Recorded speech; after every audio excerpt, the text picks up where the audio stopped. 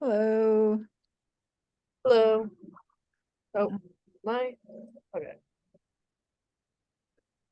Would you make me a coast? Yes, I'm retyping my name. Oop.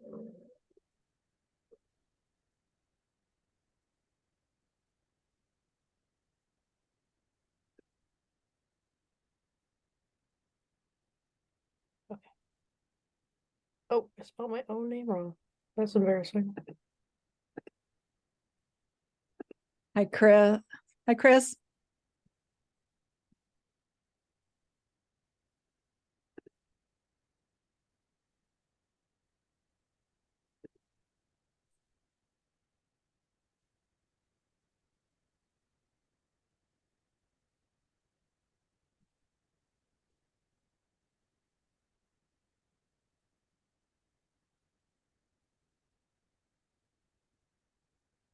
Whoa.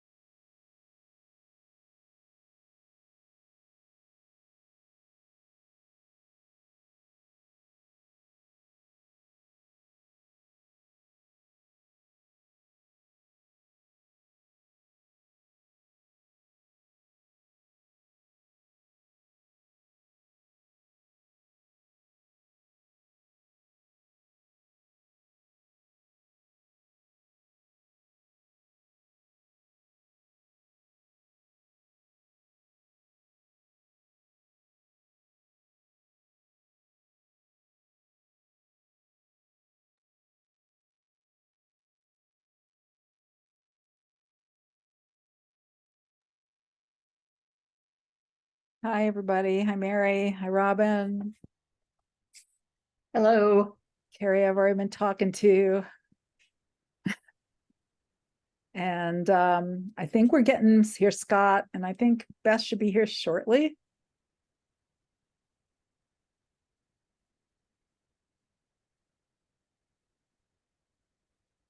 Okay. Give her a little bit, we'll give her a few seconds before we call the meeting to order. Hi, Scott. Hey, Miriam.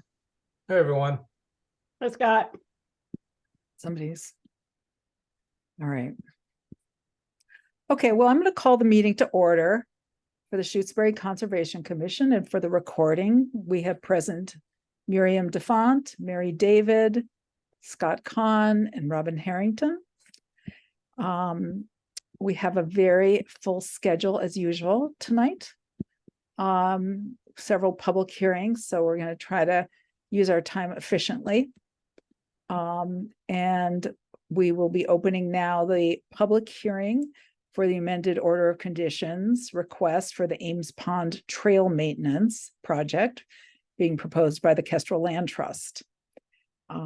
So I see Chris Belanti from Kestrel is here, and Walker. Hello. Hello. Thought I saw him. Is he still here? And, Yep, I'm here. and for the Walker's record, here. Beth Yep. Wilson is here also in the commission. So hi, welcome. Okay. Thank you. So would you take a few minutes and just run us through what you're proposing? Sure. Yeah. Thanks, everyone. It's been about a year since I was last here with you, so apologies for being back, because I know how busy you are. And since I last saw you, we've completed the approved work on the parking and entrance trail. And we've engaged Walker to do the work on the project's 3 water crossings. And after analyzing the site with Walker and an experienced trail consultant, we think there's a better way to approach 2 of those water crossings. Specifically, the Bog Boardwalk. We are proposing, instead of hand-driven pipe piers, a support system of machine-driven helical piles. And secondly, for the puncheon style wooden walkway, instead of replacing the walkway with the same style of wooden sills, we're proposing that the support structure be hand-driven diamond piers. Also, for the wooden boardwalk, we, instead of just replacing portions of the boardwalk and extending it by 12 feet to encompass the full wetland, we're proposing a full replacement of that boardwalk because of its condition of dilapidation, and a greater length extension to make sure we fully encompass the wetland. So lastly, because we're here anyway, we're asking you to reconsider a special condition about mowing, which limits mowing only until after November during frozen conditions. And I don't know if you noticed, but things didn't freeze last winter. We've not been able to mow, and we anticipate that could continue to happen over the years to come. So we are requesting that we be allowed to mow in non-frozen conditions using a hand-pushed brush cutter style mower. So those are the three basic areas where we're asking for changes. Would it be helpful to the commission to look at the site plan to see where they're talking about all these changes? Yeah, I can share the wetland map if you'd like, Miriam. Sure. We make use co-host. Are you able to do it? Yeah, let me just. Can everyone see that? Getting there. Yep. Okay. So this is one of the original wetland maps that you would have seen in the original notice of intent. The areas where we're talking about making changes are here, the bog boardwalk area, this section here, if you can see my cursor. And down here in the wooded wetland where the existing wooden walkway is. We think that these changes will increase impacts only by a total of about 662 square feet. From the original impacts that we estimated. 600, would you say that again? 662 square feet difference, so 357 change in the BVW and 305 in the riverfront area. Okay, I understand. Can I ask you a question about the, and it's really just a wording question for the permit, Chris, about the K and L series wetlands. You're extending the puncheon. It says here we're going to replace the entire puncheon with a boardwalk, but then it also mentions extending puncheon. So is it puncheon or is it boardwalk? The whole thing is going to be. Oh, I may have gotten that wording wrong, but it's all going to be board. I guess it's a boardwalk. Walker, is it a boardwalk on the Diamond Piers? What would you call it? Yeah, well, the puncheon specifically is stuff that doesn't have an in the ground piling. So it would be just the wooden sleepers kind of running horizontal, like the ones that are in the field there. So yeah, it's not puncheon. It is puncheon now, and we would turn it into something that would be more, that you Okay. could call a boardwalk. Sure, yeah. Okay, thank you. Well, it sounds it sounds reasonable, the changes that you're suggesting for the boardwalk and the puncheon. Maybe we should take these pieces one step at a time. Do commissioners have any questions about those two components, about the boardwalk and puncheon changes? I don't.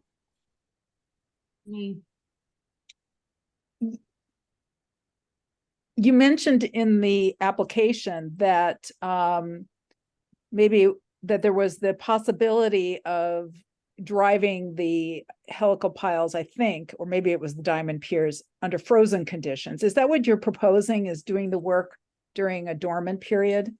Yes, Impacts? that's correct. Are you it wasn't very clear what you were what time period you were referring to for that. And is that for both the helical piles and the Diamond Piers, or just one of those? Walker, do you want to? Yeah. Yeah, the helical piles, those can be driven through frozen conditions, and obviously frozen conditions are a lot less, lot more, a lot more resistant to wear and compaction. And so that would be, anytime January, February, March. And then the diamond piers, those are all hand installed, and you do have to dig out a small amount of material to get the concrete pier in. So that would be desirable to do not when the ground was frozen. Okay. So would it be safe to say then that for the helical piers that you're proposing during winter months, just leave it at that? Yeah. Yeah, and the other ones would most likely have to not be. Okay. All right. Any questions from the commission about that? No. And I guess we did get some feedback from one of our consultants about the mowing, and and I don't know if I forwarded it to you. So if I didn't, my apologies. This was a comment we got from Janice Stone, written comments, asking us to be careful and to really be thoughtful about authorizing mowing in non-frozen conditions. Though I think the point is well taken that we can't guarantee when the ground is going to be frozen anymore. And we may very well within 5 years not be getting any frozen ground. Right. I mean, we would do it that way if we could. So, I mean, we could potentially wait throughout this coming winter and see if we get frozen conditions. If we did, we could get a tractor in there. We wouldn't have to work our guys so hard. Yeah. So we could potentially wait until next year, and then if you would see in the proposal that he laid out the conditions under which he would propose to do this work. He'd be very careful about it. It would be dry conditions. He'd be looking at what the water flow is like, and really trying to be careful about it. We gave approval for a wet meadow mowing for the town recently, and I went back and looked at the conditions that we approved for that, just for the sake of consistency. And so that was allowing mowing one time, and I'm wondering, if we were to specify a range of months when you would want to do the mowing, are you thinking, do you want to say November to December? That seems a little limited. It does seem like we could potentially have the dry conditions that would allow for a hand machine outside of the winter months. That's what my staff member is telling me. We could have a drought. Something like that could happen, and that might give him an opportunity to mow. Well, I think what we were wanting is to have the mowing only happen during a period of time when there's a kind of maximum dormancy. So we have not, with the other situation with a wet meadow, we only allowed mowing after November 1st. Right. So and that would be fine. I mean, the main condition we were hoping to alter is the frozen conditions requirement. sure. So I yeah, if you'd like to do a seasonal requirement, we can work to adhere to that for sure. So, I don't want to be too restrictive and have you coming back. Well, we can always come back and bug you again. We'll see how it goes for 5 years. I know, but so I'm looking at the draft special conditions right now, so that's why I'm wondering and I see you got your hand raised, Scott. Did you want to say something? Yeah, I guess we can wait till deliberation, but I do have a concern about allowing for mowing outside of frozen conditions. I think there is a point about mowing in the dormant season, as you said, Marianne. My concern would be, if it were dormant and dry, and so that we're not rutting it up and wrecking it. And, I do have concerns about allowing for, in the future, I think our winters could actually be wetter and not, so we could be getting more precipitation in the form of rain and not in snow. So limiting it to November, December, even though the plants may be dormant, we could see site impacts from mowing when it's raining at that time of year. And, for the record, I mean, I live right next to the site. We did have frozen conditions here this past year. We missed So them. I still think it is possible to achieve it. So I like the idea that Chris had suggested of coming back if we find that we can't achieve mowing when it is frozen. But thank you. No, I think though that's I understand the concerns, and this is different. This is a wet meadow, but it's a kind of a special wet meadow. There's some rare orchids growing in this wet meadow, and running equipment. Hold on a second. Carrie? No, we're in it.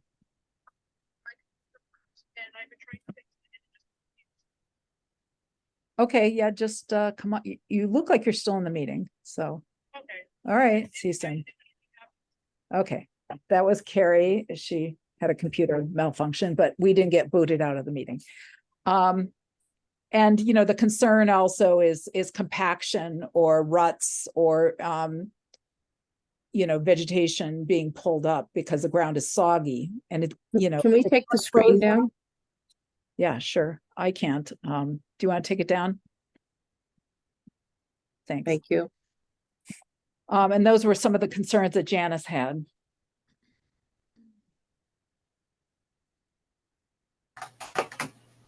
If I might throw in something there, one thought would be to limit the equipment via ground PSI. Basically, say no equipment that would create more than whatever 3 PSI of ground pressure, basically. Something like that, because then it you know, obviously no one wants to create ruts, and limiting the ground pressure is one of the ways to do that.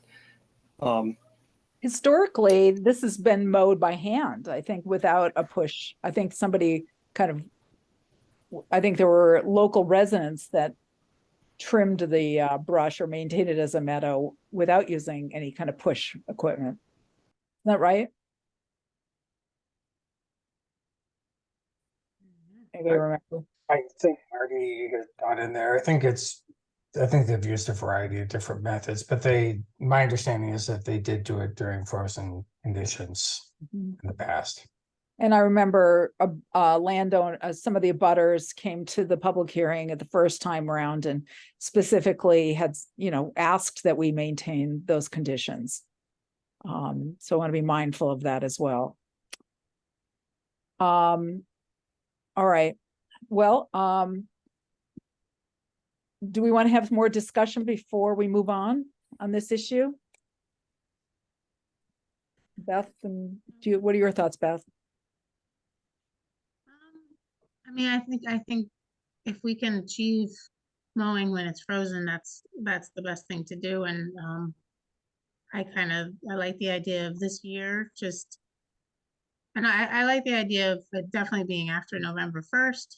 And then maybe this year we just wait to see if we get some frozen conditions. Maybe they don't come till like January, but then we might have snow on top. So it's a little tricky.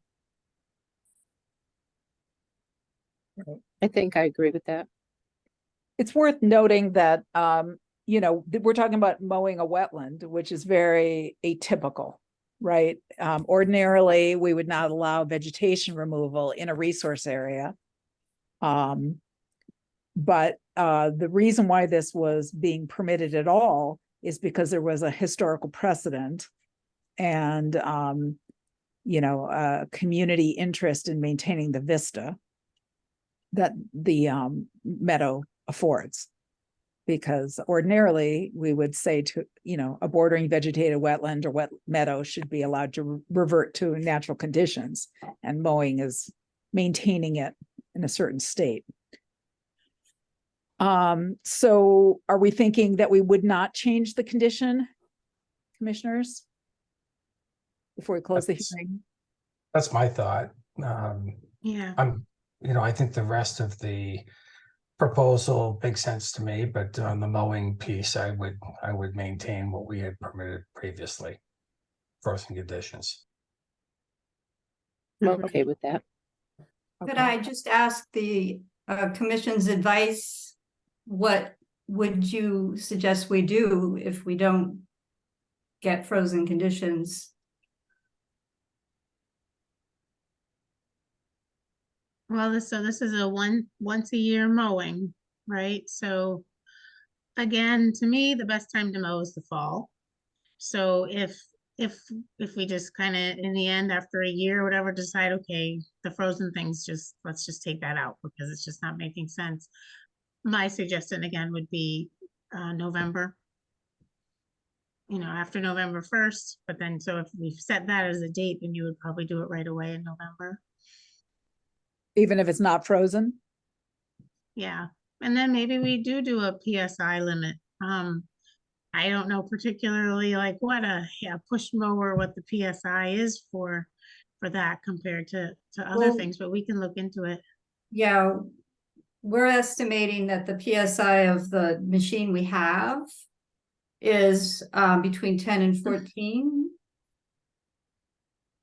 which my staff member says is standard for lawnmowers. So Hmm. Sort of heavy lawnmowers. Yeah, those are heavy. I guess what I would say is I think early December, my experience is we do have pretty consistently a period of time when we have very good frozen conditions and we don't have snow in the early, late November, as Beth said, early December. So I guess I would say let's cross that bridge when we come to it. I haven't seen a time here where we haven't had frozen conditions, and I don't know that we need to mow it every single year. Too, I think part of the reason why I thought it was good to allow it is I do think periodic mowing might actually help manage and maintain the wet matter that's there and keep back woody vegetation. And I'm supportive of the practice, but I don't think it has to happen every year. And I think, as Miriam said, there are some rare plants there. We've heard from the public. We went out on our own site visits and saw the sundews and the cranberries and the orchids and the other species that are there. And so I think we want to operate here with an abundance of caution not to damage those resources. Okay. Scott, you say you live near the area and you're there a lot. Yep, I run by it almost every day. Can you call us when it's frozen? I would be happy to do that. That Or could call help. me too when let's keep in touch. I'm happy. I mean, I do appreciate what you're trying to do. I think it's beneficial. So I'd like to see it succeed. I think we both want the same thing. We just want to make sure we're doing it in a way that's beneficial. So I'm happy to be part of the solution here. That'd be great, because as you know, we have more than one property we're trying to keep an eye on and get mowed, and it can be hard to keep up the way a local can. All right, Chris, happy Okay. to do that. So I'm looking at some special conditions for this amended order. And before we close the hearing, once we close the hearing, we can't discuss this with the applicant. And so because I have some questions, I would like to make sure we can still talk about this with the applicant before we close the hearing. So what I am seeing is that the previous order of conditions said that no wheeled or tracked vehicles were allowed for mowing. So we're suggesting that we're going to be taking that part of it out.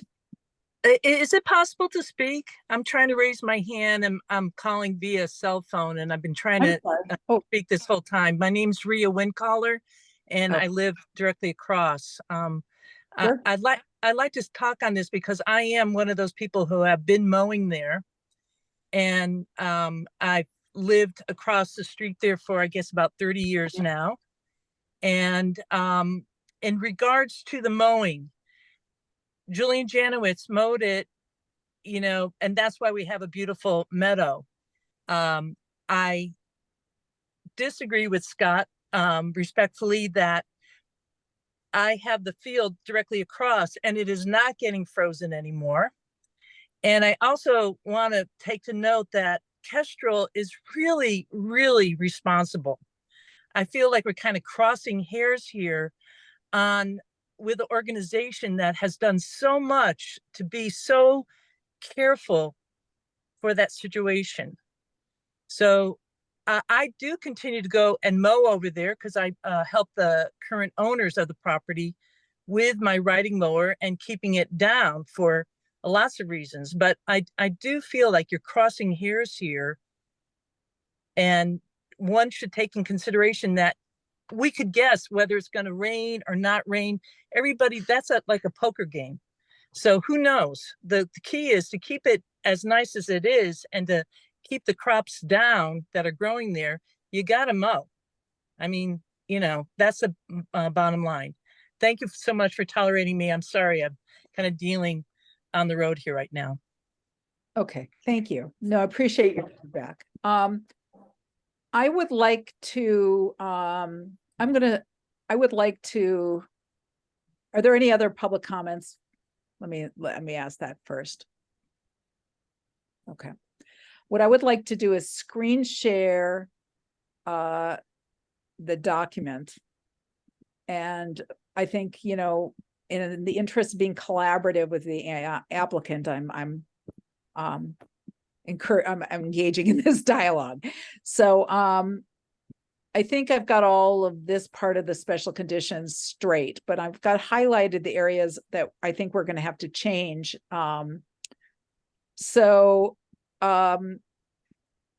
Taking out the language about construction phase movement of vehicles will be by hand, because now you're talking about using some power equipment for the boardwalk. So is that correct, Chris?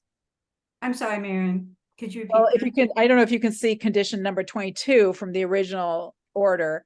We thought that all of the construction materials were going to be hauled in by hand or with a low impact vehicle, but it sounds like there's going to be some motorized vehicle now required for the either for the helical screws or the diamond pier. So I'm going to take this, I'm suggesting taking this language out so that I'm gonna defer to Walker on that one. Yeah, well, it does say in there either by hand or moved with low impact narrow off-road vehicle. So that's still the case. It would just, would you still consider what you're going to be using to fit that? oh yeah, Okay, then I won't take I it. mean, we wouldn't be able to do anything else really. Okay, so the boardwalk And- materials are not going to be installed by hand any longer. That's correct, yeah. We're taking that out. And then for the mowing, would it be reasonable to say, commissioners, that we would allow mowing in the month between, let's say, November and December, and only during a period of time when it's dry conditions or the ground is frozen? Yeah, that sounds good. Okay, I'm good with once a that. year, between November 1st and December 31st, mowing shall, when the ground is either frozen, oops, sorry, somebody's in the waiting room, or there has been no precipitation for the preceding week. I would change that, Miriam. I think because we don't get the same type of evaporation in the winter, I would just say dry conditions or frozen. How would I we think- define that? That's what I was trying to, because a wet meadow may never. When there will be no rutting, when the ground itself is dry, so as to prevent any type of rutting or impact. But I don't know that no precipitation for the preceding week will ensure that it is dry during the months of November and December. My concern is it's a wet meadow, so it may never be dry. I mean, That's it's so a wet. you're getting back to my point of frozen conditions, but I Yeah. would say if there are times I could see when a wet meadow could be dry, but it's probably, if that's the case, it's probably been dry through the entirety of the fall in a drought and then going into the dormant season. So if we need to define it beyond dry where no rutting will occur, Yeah, and if it's too hard to do that, then I would just keep it to frozen. Miriam, in the description we sent you, we voluntarily included a condition of firm, dry soil upon inspection. I'm good with that. there is firm, dry soil upon inspection. That's fine with me. Okay. And then a condition that we've used in another was that no more than 5 to 7 inches and no raking or removal of the cut vegetation. And then Hey, Miriam, on that point, going back, just if we wanted to broaden this out, and I don't know if this is helpful, Chris, for you as the applicant, but the dormant season is longer, I think we could extend it from November, beyond December into April of the year, but I don't know if that helps you or not, but I think that whole period is dormant. I think that's pushing it, given that, it's getting warmer earlier, Scott. I mean, Or maybe you want to say March or Or February. maybe even January. I would, I think think, any addition would help probably. I think I'd be comfortable with January 31st. That's giving them 3 months. Sounds good. And then let me just go back down to the other place. Annual mowing shall occur between, let me change this. All right. All right. Actually, I don't think I need to say this, do I? Because we've already said it. So I'm gonna take that out because I think we've already said it. Well, may mow them once a year. So we've already said it, so it's duplicative. We don't need to say it again. All right. Do we have enough information to close the public hearing? Okay, somebody want to make a motion to close the public hearing? I'll make a motion to close the public hearing. Okay, second. Robin seconds, I see, with a hand raised. You're muted, Robin. Second. Okay, David, Aye. Stefan, I, Harrington, Aye. Khan. Scott, are you voting? Yeah, I said aye. Could you hear me? Okay, no, I didn't. And Wilson. Aye. Okay, do you want to let's look at this quickly. Go back to the amended order of conditions. And let me run it through with the commissioner so we can deliberate. Let's scroll back up. Most of the conditions here are the same as the preceding amended order of conditions. This is the second time. This may be an annual thing. We appreciate them coming back. All right. So we already made these determinations about the wetland lines, and I just copied that from the previous order. The original project description, the original amended order that was issued last year. And then here's a summary of the requests for this second phase.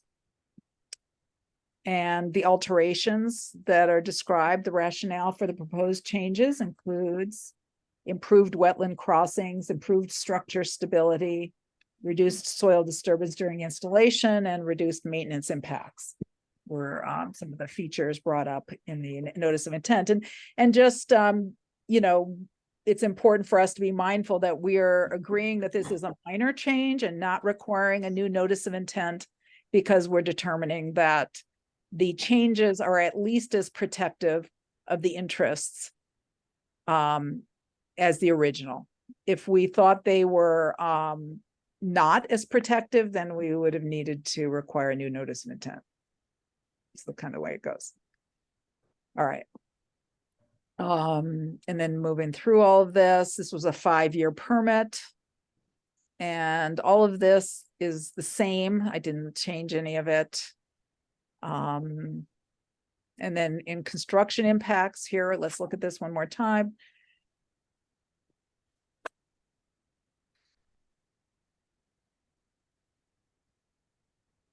Okay, so I've taken out the requirement that the ground be frozen. And I believe everything else is the same. I don't believe there's any need to change anything in these conditions, that we can take this one out. Miriam, if I may, I just noticed something in there that I think Chris, we had talked about in something else, the idea of refueling out in the parking area. Yeah. I just noticed that was in there. I think that was something that Chris and I had talked about. one of the in trying to limit the amount of in and out of the machine would be refueling on site, using absorptive mats, and there's all sorts of specialized situations to eliminate any chance of contamination. But the idea with that would be that we wouldn't have to drive the machine in and out in those instances. All right, well, we're not supposed to be taking comments from the applicant after the. Oh, yeah. All right.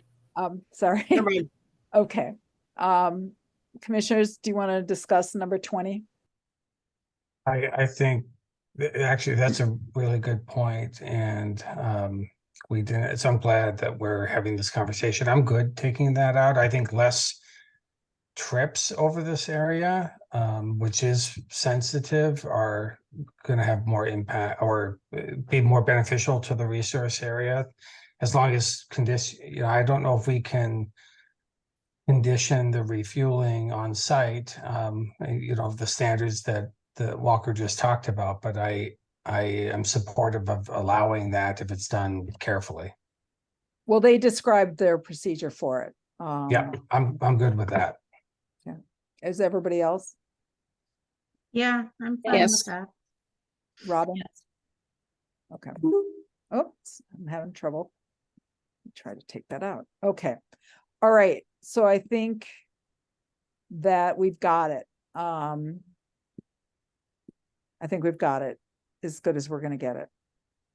All right. Any other comments from the commission?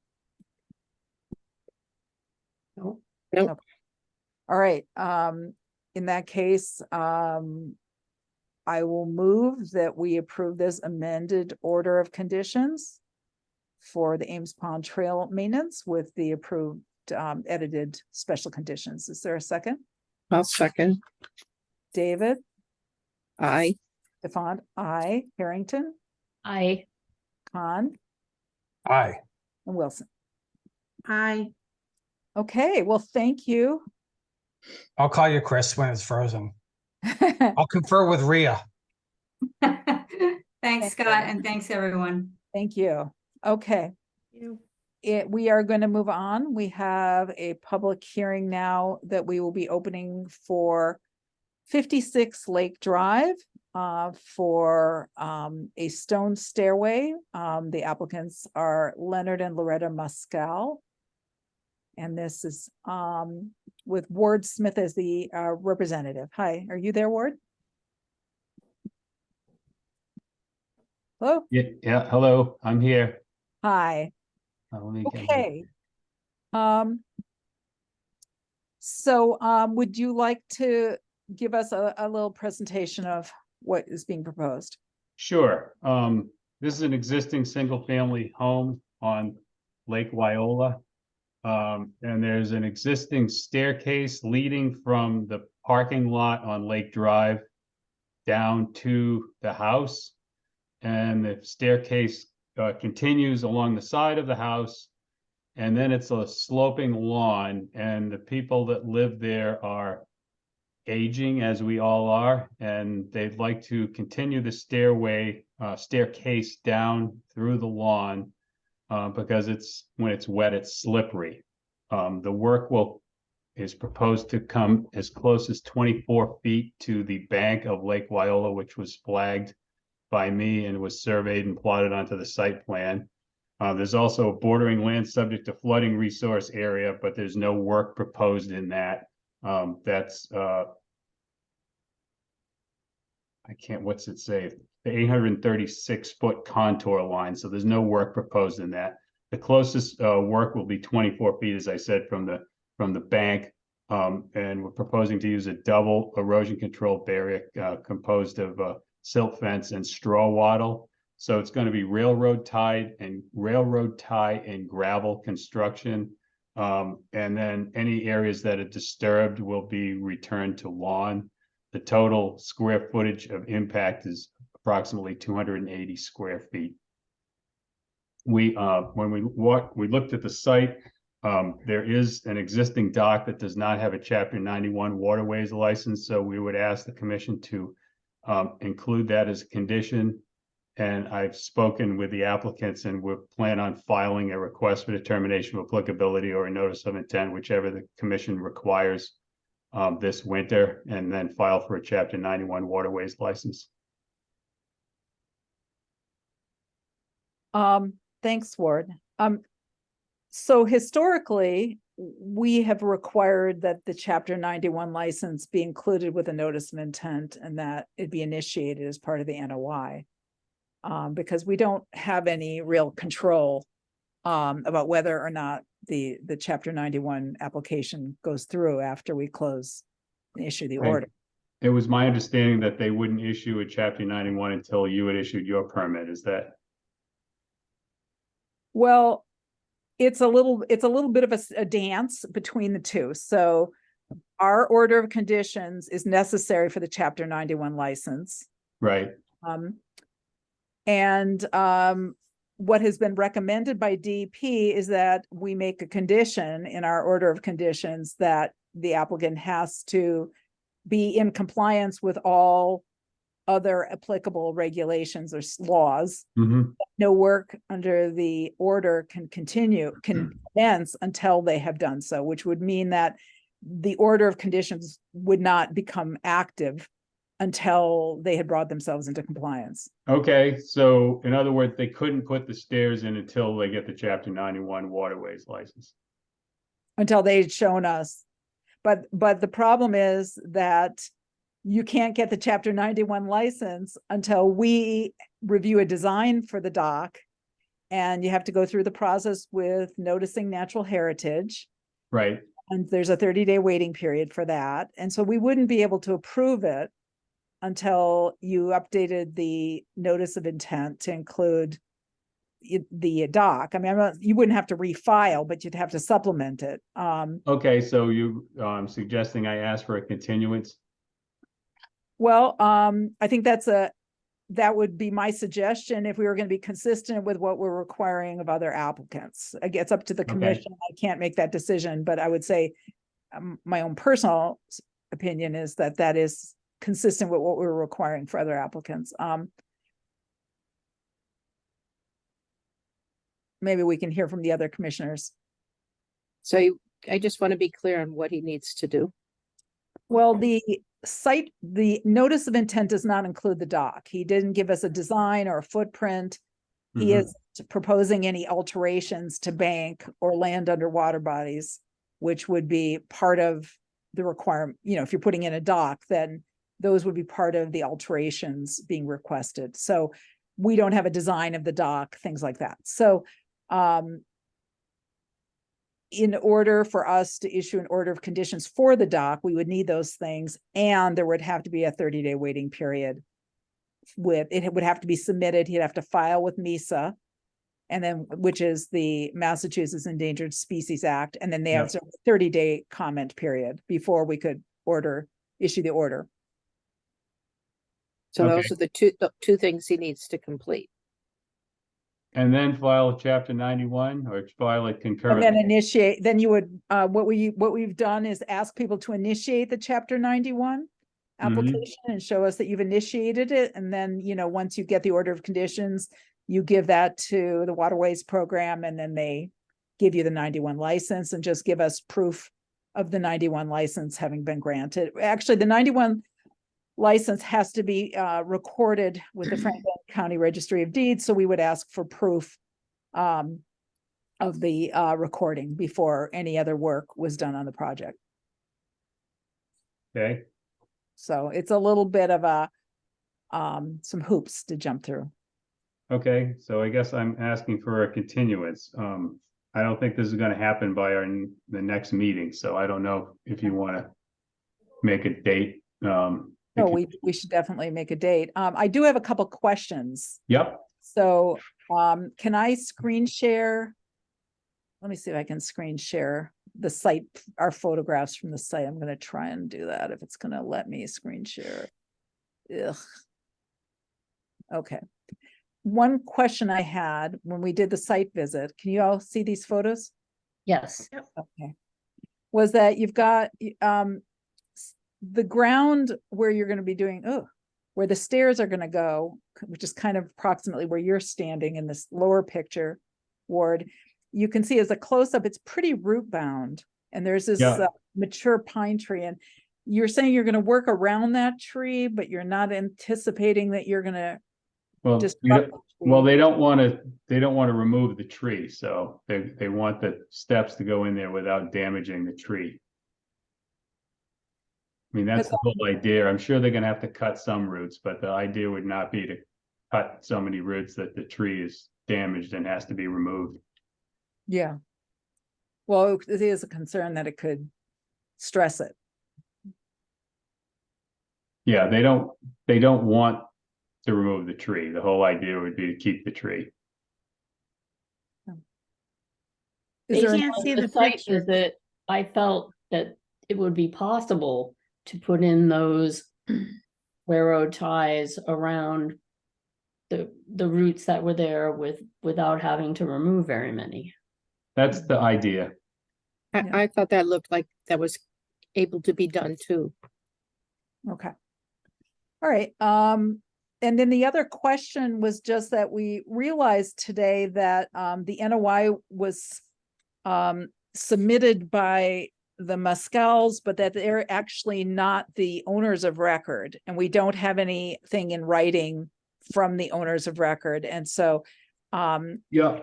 we get a letter from the owners of record saying that they, that they are party to this order. Yeah, what it is, actually, I spoke with the Muscals. I'm surprised they're not on the meeting. They were gonna try to get on the meeting. They owned the house and they did a living will that put their sons as the owners. So basically, they're gonna live there until they pass, and then their sons will get it without having to go through any kind of probate or any kind of thing like that. So we can get that. That'd be great. Just since they're on the deed, Yep, and the Muscals are not on the deed any longer, that would be great. yep. So, I don't know if we can, let's look at so it's gonna take you a little bit of time to do this. Yes, I'm wondering perhaps whether we should be thinking about continuing to December. I think that would be prudent. Okay, well, we are only meeting once in December, and the date, let me just check, is somebody. 14th. It's the 8th, 14th, or the 14th is the, second Thursday. okay. So, how about if we say, at 7 p.m.? Okay. Okay, And depending on where we are, we may just have to request another continuance, but I don't know, I'll try to get everything going by then, but Carrie, you had your hand raised? Yeah, were we talking about the second Thursday in November? December, Oh, December. Okay, sorry. That's what I was. yeah. We'll only be meeting once that month. So if it wasn't that, it would have to go into January. All right, would somebody like to make a motion to continue the public hearing? Let me just ask, because were there any public comments before we move on? No. Okay, would somebody like to make a motion to continue to December 14th at 7 p.m.? I'd like to make a motion to continue the hearing for 56 Lake Drive till December. I got the date, 14th. 7 p.m. Okay, second. Second. Second, Okay, I think that was Beth. Thank you. David, Aye. Font, I, Harrington, I, Khan, and Wilson. Aye. Okay, well, thank you. Sorry you. for these complications, but okay, Ward, you can connect with me if you have any questions about kind of what we might be looking for the doc stuff. okay, thank you. Great, thank you very much. All right. It is 7:49, so we can move on to the next public hearing, which is a notice of intent for 5759 Shore Drive, Donna and Gary West. We're going to open this public hearing. And who is here? If you could just give me 1 second, because I need to pull up my notes for that. And who's here to talk to us? Jeff Squire from the Berkshire Design Group is here. Hi, Jeff. How are you? Good, since we saw you. We just saw you. Okay. All right. Would you like to walk us through this project? Yeah. And so, yeah, and I'll back up a little bit. And if I have screen sharing privileges, great. Okay. So yeah, just backing up a little bit. This project includes 57 and 59 Shore Road. 57 is here, 59 is here. It was actually two parcels that Donna and Gary West own. There was previously a structure on this northerly parcel that was demolished a couple of years ago. There's an existing building on 59. There's a septic, a tight tank, and a shed. Shore Drive here, you can see runs through the center of the page. Lake Wyola is off to the left here. In terms of resource areas that were identified, there's a 100-foot buffer zone from the land underwater and bank. There's a 100-year floodplain that wanders through the site at just about an 836 elevation, I think. And then obviously there's bank, and then land underwater associated with Lake Wyola. And I know there's some ongoing discussions about drainage ditches and whatnot, but just in terms of where this project started, we filed a notice of intent several months ago, and some project changes and additional information was necessary. So among those was a Chapter 91 application. I just heard some of the conversation from the last meeting. So very similar thing. That application has been submitted. It is currently under review. I don't know as though we've gotten anything back from DEP yet, but that application has at least been submitted. All of that work has been captured in the updated plans with respect to the dock and any land underwater disturbances. Among the other changes that have happened, and updates that have happened. Just a question while you're on that Yes. topic of submittals to the state, and you've filed with Natural Heritage, and I emailed them, and I just want to ask you about this because you filed it this week, but it wasn't showing up on the MISA database, and so I couldn't see what their response date was. Have they given you a response date? I did not. I had a busy afternoon, so I didn't. After our site meeting, I still hadn't heard from them or seen anything from them. So that will certainly be a follow up. Either tomorrow or early next week, just to find out if they have any updates with respect to their review period. Okay. Thank you. They also had primarily been interested in the Chapter 91 license that was submitted, prior to last week, or this week. So I don't know again where they're at in their review period. So we will continue to pursue that. Okay.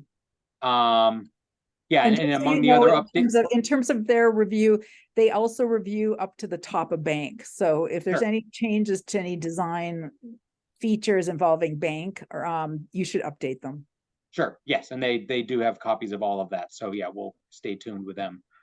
And among the other updates, just since the original submission, the original survey that had been done was done on an assumed datum. So that 100-year floodplain elevation hadn't really been reflected on the existing site, and so we had to go out and adjust the survey a little bit so that we could reflect the actual contours, actual elevations, where that floodplain falls on this site, and so we could respond to some of those questions and concerns. And there were some, there were originally some questions with respect to, resource improvements and particularly with drainage. So just going through again the site quickly. This is the site looking across the water. So this is the edge of shoreline that they own. This is the existing structure. The previous structure was in this location. You can see where that sort of gap in structures is. This is looking back down south along the shore of Lake Wyola, and you can see the outlet for that existing culvert, which extends through the site now. So there's a number of gravel drainage ditches along Shore Drive. Several of them are culverted under driveways, but in certain locations, those are then culverted under shore drive and are discharged through and around various properties as you go down the drive. This one daylights at a sort of an opening, and then from a 15-inch pipe or 12-inch pipe, and then enters another 12-inch pipe, which is carried all the way through to the lake, discharges directly in the lake, and that's what you can see in this lower right-hand image. The proposal is to redevelop the site with a new single-family home. There's a 2-car garage off to the north. The driveway that is currently in this location would be relocated just to the north. We had proposed to relocate that culvert because that pipe would go right under the new house. So we were proposing to relocate that, put that into a manhole that would have a deep sump and a hood, discharge, among the upgrades or improvements we made, discharge at grade. And then the intention was to provide a reinforced, naturalized swale that would take that to the water and give any sediment that gets built up as a result of this gravel drive and some of the heavy rainstorms we get from washing into the lake. You can see some deposits where that existing outlet is now, and that's an ongoing issue elsewhere on the lake. So this was really, designed to sort of mitigate some of that sediment being relocated to Lake Wyola. Yeah, I know we had a number of number of discussions out on the site. The previous building had been rotated slightly more, I guess, counterclockwise in the previous application or submission plan set. And so this has been pulled back a little bit further and rotated a little bit more clockwise to remove as much as we can and still have vehicle access and really protect this, this sort of the buffer edge immediately along Lake Wyola. There was erosion control proposed. I know there was some discussion about, where that's located and making sure that this is protected during construction, and that certainly would be reflected in any final plans, but the intent would be to make sure that, the site is well reinforced during the construction period. Some site details and yeah, we had a site visit today. I know there were a number of topics discussed. I'm happy to expand those conversations. And so, yeah. Well, let's just go through a few of them. I've got them written down. So first thing is that you've applied for approval as a limited project. And per guidance from DEP, they're saying that this project does not qualify under CMR 10.53 because it's in a buffer zone project. So I think that we have to make a determination as a commission about whether or not we're going to approve it as a limited project. But based on the feedback from DEP, I think that is something that we need to establish for going farther. So let me poll the commission about this. Don't be stupid. Do you have, Excuse me, please stay muted. Thank you.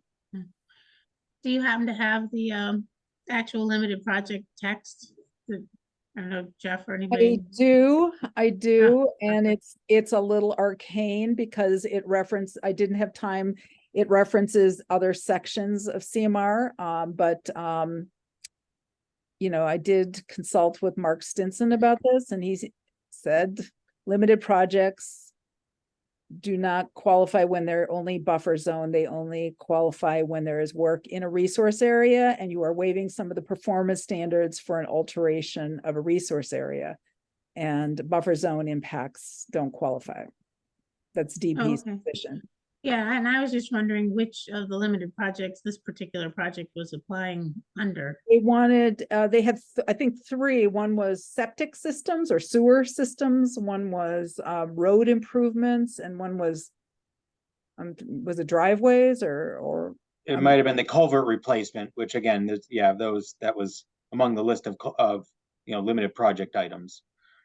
But, you know, obviously, you know, if you were to say, because it's a septic system, it's a limited project, then all septic system designs would qualify as limited projects. And I don't think that's ever the way that CMR is 10.00 is interpreted. So Sure, and just to clarify, I think the intention was that, you know, the question asks if any portions of the project are applicable as you know, limited projects. And so a septic system is, you know, is among the list of things that is allowable as a limited project. So we were just simply identifying those elements that could potentially apply, whether you want to, you know, accept that as a limited those individual items is completely up to you, but it was just trying to simply identify those. well, I guess my opinion would be to go and rely on DP's guidance. I don't think we should be overthinking how DP interprets this. Sure. And I don't think that they're interpreting septic systems as being a limited project, unless perhaps it's a sewer system that is somehow involving work in a resource area or a crossing or something. I don't think that all septic systems are what that regulation has to do with. So I would be inclined not to approve this as a limited project. But you're also considering just not doing the culvert work on Shore Drive, Jeff. That was right. That was a discussion that we had in the field today. Yes. And is the applicant wanting to do that? Is that what we actually haven't had a chance to catch up, and so this is the first time that we've actually heard that, because I had a meeting after we met. But yeah, for Donna, just I see you're on the phone, but one of the discussions in the field today, and I apologize, commissioners, just for this being a discussion now, but was that, you know, because we needed approval from the association to do work in Shore Drive, which I can appreciate being outside of the boundaries of the property that you own, the notion that we could preserve that existing culvert in place, not do any work in Shore Drive, and where it daylights, simply take this pipe that we had originally proposed and move it into the site so that all of that work happens on this property and there's nothing to do with the association or Shore Drive, to simplify the permitting and responsibilities of this particular permit. Hi, this is Donna. Hi. It was just yesterday that I was asked to get permission from LWA in writing for any work on their roads, and that's understandable. I have a verbal okay from George Abdow, the president of the Lake Waiala Association. And I have some concerns about the pipe going straight. I have some concerns about leaving the existing pipe in and then angling it off. If there are any issues with that joint, then the water would just flow right to the middle of the home.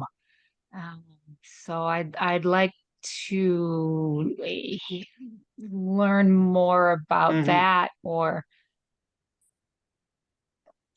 And I apologize, Donna, for dropping this on you now, but I think, certainly I can talk to you more about that. But that was just simply a discussion we had in the field today to alleviate some of the, permissions and approvals you would need from the association.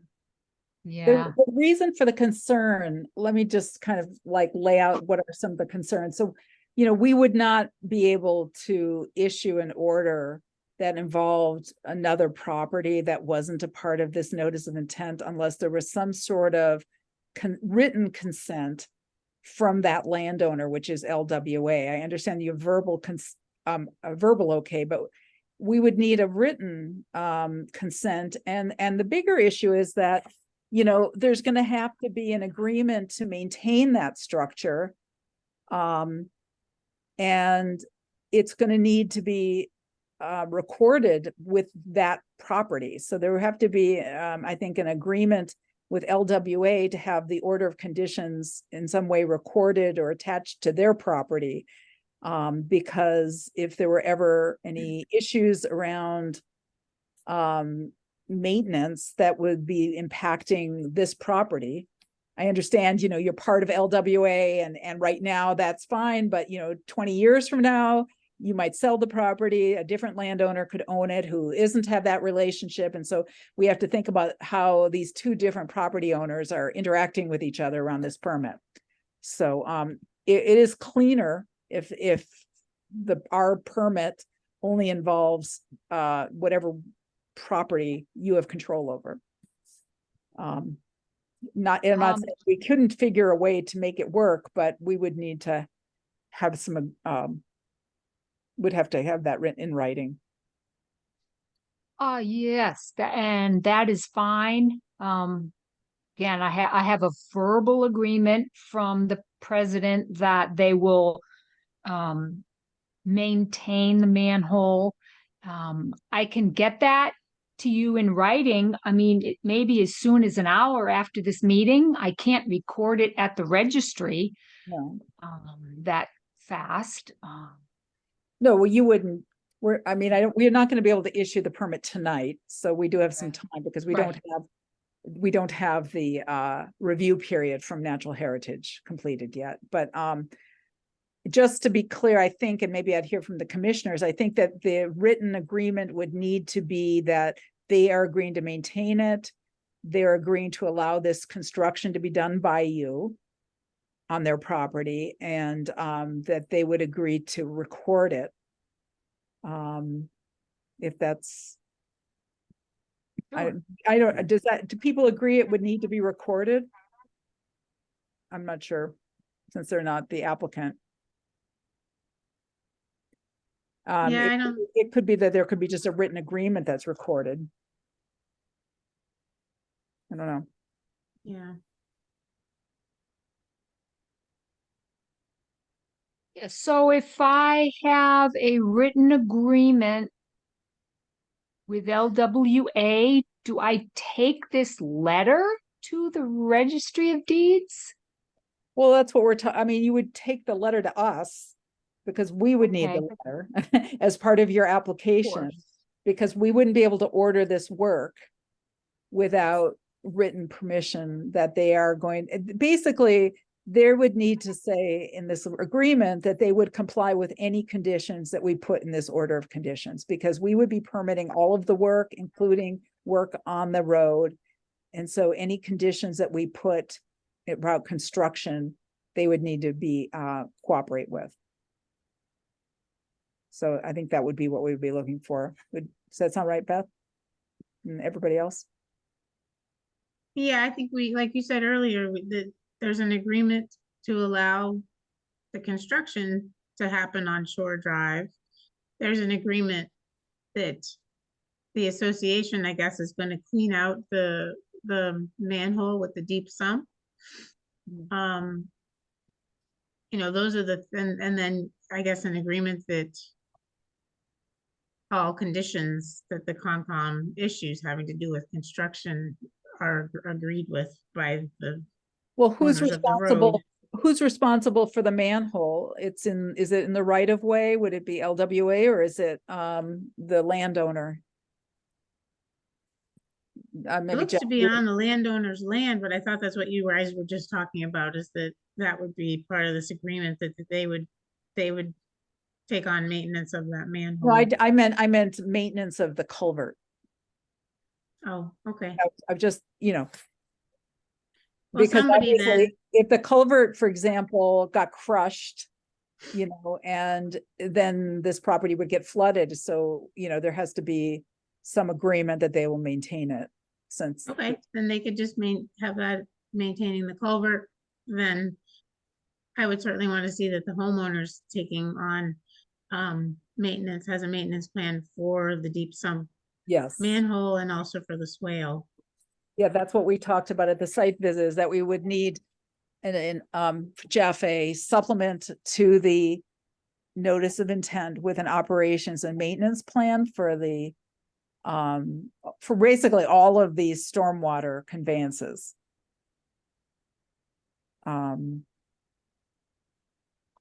Miriam, if I may, LWA absolutely maintains any crushed culverts and whatnot. But as far as the maintenance of the manhole, I think that would be the landowner, would be your responsibility. yeah. So that manhole collects sediment from LWA roads. At least 2 culverts that ran under the road, probably 3, have been blocked in the last 20 years. People just don't want the water and they just block them.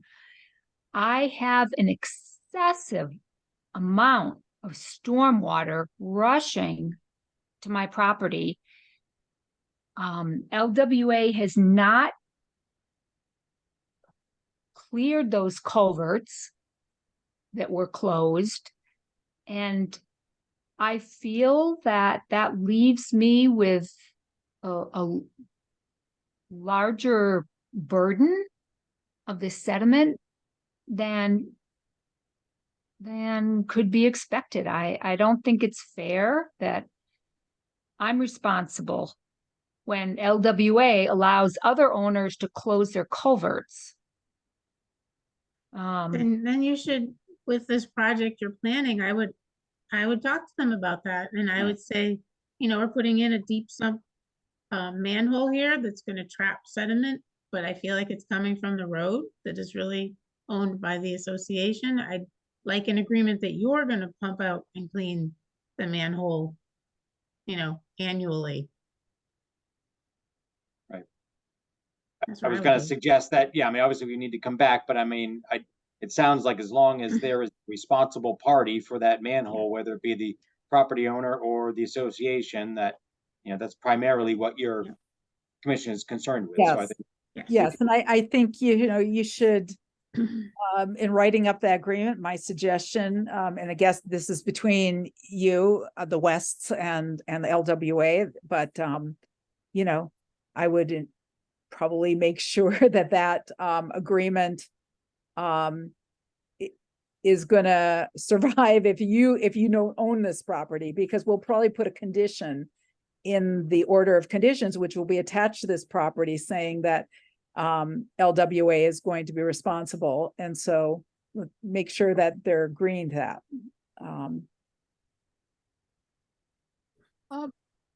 Miriam, correct me if I'm wrong. Did you just say that in the order of conditions, it will say that LWA is responsible for the manhole cleanout? If that's what you agree with them, if that's what you're going to have to come up with an agreement about what they're going to take responsibility for.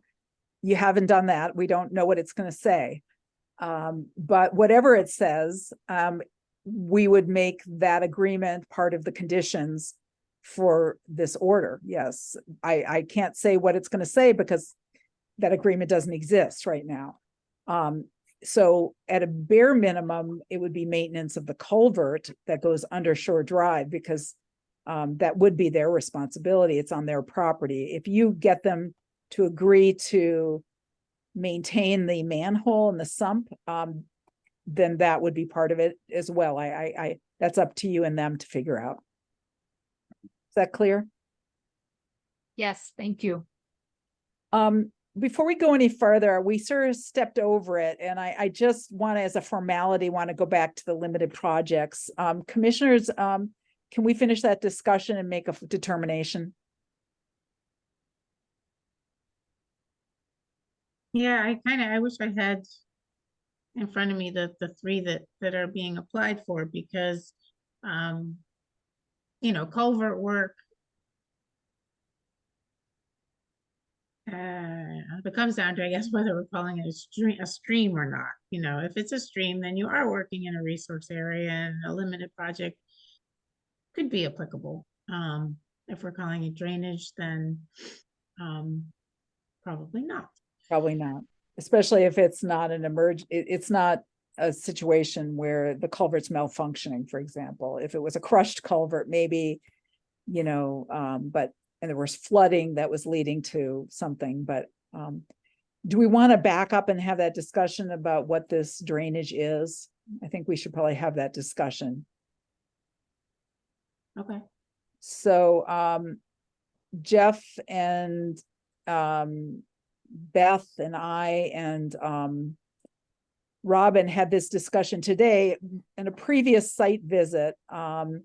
What we observed, the commission, was that Shore Drive has a lot of water. It's one of those locations along the lake that has steep slopes and a lot of storm water and a lot of groundwater kind of ends up onto Shore Drive and into the roadside swales. But directly across the street and over a little bit, there is a property that has a very clearly defined channel going up the slope where there's running water. And the commission did not go onto that landowner's property. This was number 52 Shore Drive, but we did go up onto Wendell Road and part of Watson Straits Road, which is a little dirt road off of Wendell Road. And what we observed is that there is running water coming down Wendell Road from a BVW, crossing Wendell Road through a culvert, winding through another BVW, and then crossing over Watson Straits Road and then heading down the hill. So Beth and I think it was Robin, was Mary with us? No, I think it was just the three of us. We looked at it a few weeks ago, and our initial impression was that this was an intermittent stream because the groundwater was very high up in the area of the limit of the BVW, and we could see groundwater kind of entering into this channel. And then Janice Stone and I went out again and looked at it, and she also thought it was an intermittent stream. Now, why is that important? Well, it's important because intermittent stream with an up gradient BVW does have some protections under the Wetlands Protection Act. And particularly, one of the requirements under the Wetlands Protection Act is that you cannot dechannelize an intermittent stream. So you can't put it through a level spreader where there's no defined channel.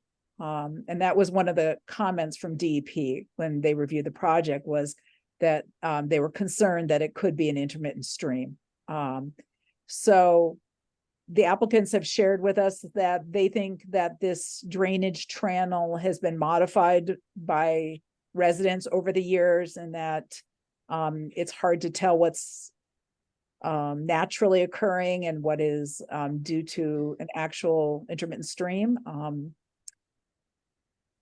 I think that intermittent streams can be modified and still be intermittent streams. There's a similar kind of intermittent stream over on Lake Drive that we have determined was an intermittent stream with a buffer zone, in fact, of its own, a 100-foot buffer zone. So I think this is something we have to determine.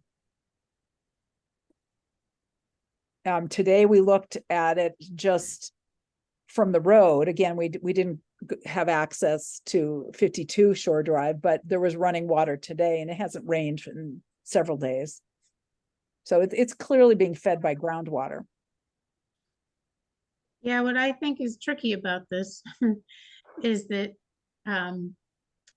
there's a whole lot of groundwater coming in a whole lot of different directions down the slope there on both sides of, well, even on both sides of Wendell Road.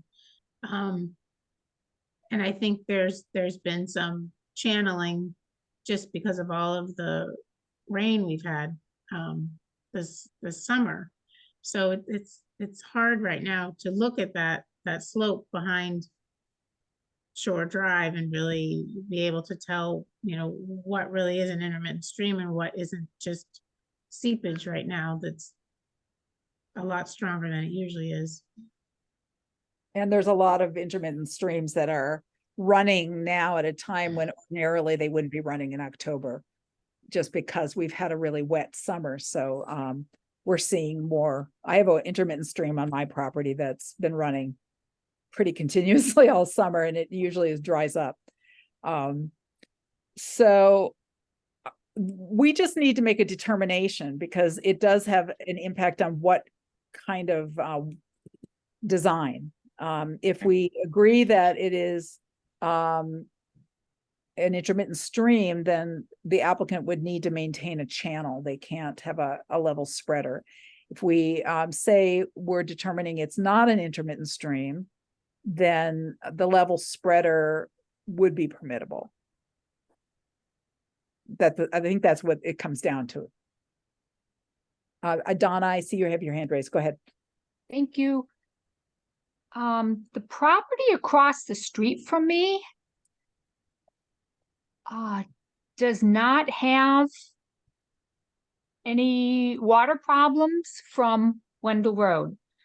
And I also don't have any problems, with water crossing the street from Wendell Road and coming onto my property. And also the green roof house, number 67, across the street and down one, they don't have any water issues from Wendell Road. Let's see, just north. Okay, so I'm at 5759. Across the street is Joanne at 56. Just north of her is an empty lot, Shore Drive.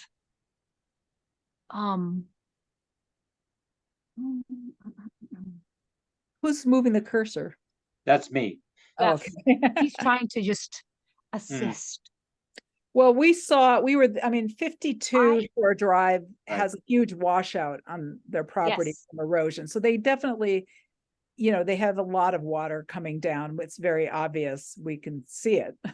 So I agree, Miriam. Yeah. a lot of, and we're not here tonight to address all of the runoff issues on Shore Drive. That's not what your application's about. And we don't want to go down that road too much, because that's not what we're reviewing tonight. But the question is really for the commission around the designation of a resource area, and whether we want more information, whether we feel like we have enough information to make a determination, and then we can move forward, I think.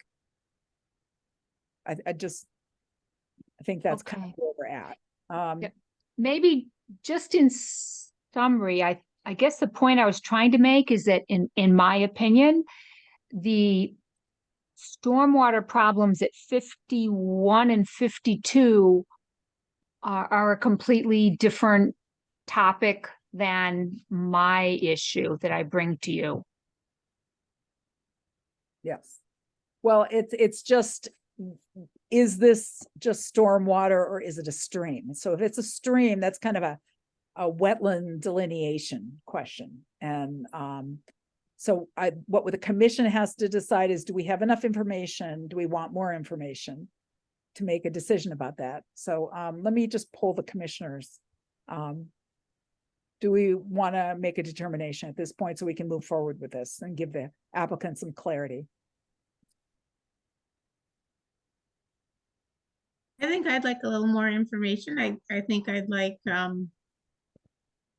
the consultant to maybe do a little bit of mapping of just that stream. I know at the site visit today, we talked about, figuring out the whole watershed that's back there, and that's impossible, and that's a huge amount of work. But what the water that ends up in that drainage, the channel that then is culverted across the street, is that water, if you went behind that house where the washout is, is that water, if you just followed up that way, is that water really coming in a channelized way?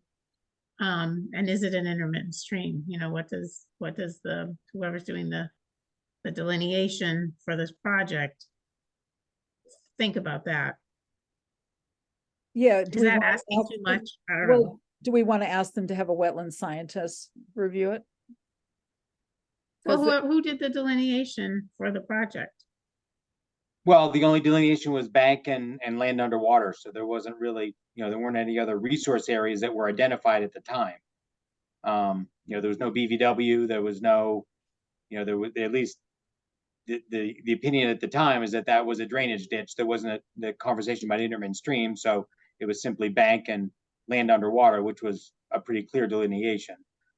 Right, so you guys so you did it, you guys Yeah. did the bank, yeah. So Jeff, did you walk up behind where that washout was? I thought you said maybe you did. I did, and yeah, just to add a little bit just to the conversation, yeah, I mean, we did, oops, sorry, I keep clicking on that. We did some consulting with, oh, come on, for 52 and just looking at, what the problem was. And it appeared that, in walking up this hillside behind that particular building, a lot of the runoff was generated from concentrations of flow that were coming down the dirt road, this dirt farm road that's further up the hill. You can see it. That's called the Watson's Strait. Right. And so, what it appeared is that this area right here behind this Wendell Road property was sort of the low point of that, that drive, that all of this sloped in this to the north, most of this sloped to the south. And, during the heaviest storms, collected at this sort of low area in the dirt road, and it eventually just overtopped and then spilled down this hillside where there was this sort of web of, you could see where the washouts had occurred, where debris had been pushed off in certain places, and some was channelized, some wasn't. It was really a function of, I think what obstructions that water course took. If it hit a tree or a large brush pile, it took a hard left and hit some soft soil, started to scour and then just continued downhill. There was a number of that kind of activity in this. By the time it reached— Jeff, just to jump in for 1 second, and you're moving your cursor. I wish I could move my cursor. Because I had a copy of this photograph that I had scanned. Let me see if I can, can you stop the screen share for a sec? Sure. And I'm gonna try to open a document. Okay, I think I can do this. Give me 1 sec. Where are we? Zoom. I'm gonna just screen share my desktop so you can see it. All right. Can you guys see the map? Or is there, yes. So we're looking at the same thing. So this is based on when we went out, and what we saw is around here, which is I think across the street from 8 something Wendell Road. We saw a BVW, cinnamon fern, yellow birch, red maple was evident. We saw flow going down this slope, and there's a culvert right here. And then right through this section of this property, there is a very defined channel. I don't think that channel just occurred this year. It seems like it's existed for quite a long time. There is BVW indicators here as well. Again, cinnamon fern, an abundance of cinnamon fern and red maple. And then the drainage kind of crosses over Watson Strait. And there was a very defined channel right here. So, there was kind of a mucky area here. There was water, but then there was a very clear channel that we could see through. We didn't walk down this section because, again, it's private property. We didn't have access, but we could see from the road. We could see the roof and the house for number 52. And there's a clear channel. So that's what we were observing. And then again, so here you can see there's a roadside swale, and then here's the culvert that exists right now that pipes into the lake. We do see this in other areas on Lake Wyola, where over the years people have piped what we think probably are intermittent streams, and that under conditions before all the development were just open stream beds. But, they've been culverted and buried through development. So anyway, that's what we were looking at. I don't know if that's helpful. So let's try to, where is everybody? I've lost the screen. Okay. So Beth, you were feeling like you would like some more information, and so commissioners, do we want to ask them to give us some more evidence that this is not an intermittent stream? Or, Yeah, I get, well, so what's tricky is that it's not their property. So, you Yeah. know, delineating it or whatnot is, that's that would probably be, not really an option. yeah, Um, well, they could ask, they could ask. or, you know, what do we want to ask them to do? And I would just offer, if it's a question, you know, as you pointed out, Miriam, before about the channelized versus not channelized flow, you know, if that is the hang up, I think we'd certainly be amenable to, you know, whatever solution was agreeable with the commission members, whether it's, you know, removing the level of spreader or continuing the pipe all the way to the lake, however, you know, however would satisfy your concerns about the channelized, you know, the absence of channelized flow. I think we'd certainly be happy to work with you in that regard, but I don't disagree with you, Beth, just that identifying whether that's, you know, intermittent stream beyond our property and surveying all that is going to be a little bit of a challenge. Right. Right. So the real question is the level spreader. Mhm. Because under the state regulations, if it is a stream, a level spreader would not be allowed. And so DP has cautioned us not to be careful. Again, it's our authority, our discretion, but you know, they're cautioning us for the sake of consistency with state regulations to be thoughtful about it, which is what we're trying to do. And you know, I don't know that we have an easy answer to this.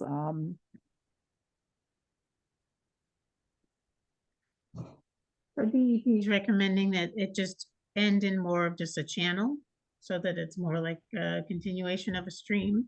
If it was I think if it was ending in a channel, if the applicants feel that they can design it in a way where there's some integrity to the channel and it's not going to erode into the lake, you know, they'd have to think about that.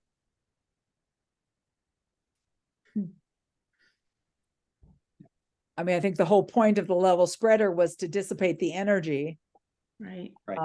And so perhaps maybe there is a way to dissipate the energy, maybe widening that swale, possibly, having it be a vegetated buffer strip so that it remains vegetated would be helpful, I think. I don't know. I guess you know, we need that design from you. Right. What you would. Sure. I mean, we certainly deal with this with stormwater management features on a number of projects. So I'm confident that we can design something that, you know, will achieve, you know, all the goals in terms of just ensuring that the soil stays in place, that we have something that, you know, helps to slow that channelized flow down a little bit. You know, loose stone is certainly, you know, adequate, but it's got to be on a substrate that will, you know, not erode over time. And so I think we can certainly do that. Combined with vegetation, you know, anywhere we can. I completely agree. Right. I mean, the benefit Fine. to having a vegetated swale is that the vegetation helps to purify the water. So if there are contaminants in the runoff from the road, it's getting filtered through vegetation, which is a benefit to water quality in the lake. Sure. And certainly the root structure will help keep soil in place, which is an added benefit. Yep. Yeah, I mean, in the end, I think what you design won't be, you know, that much different than what you've got there right now. It just sounds like DEP wants it to be more contained, not completely just spread out, you know, but that's sort of almost the design you had anyway. You didn't have a level spreader, Right. you know, having it spread very wide because you also had a nice vegetated swale. So, you know, it's really, there's going to be very close, same design in a way, but It will be. I agree. yeah. Okay, so let's move on. So did we ever agree about the limited projects? Because I don't think we did. Could we just, I'm gonna make a motion that we not approve it as a limited project for the sake of clarity. Fine.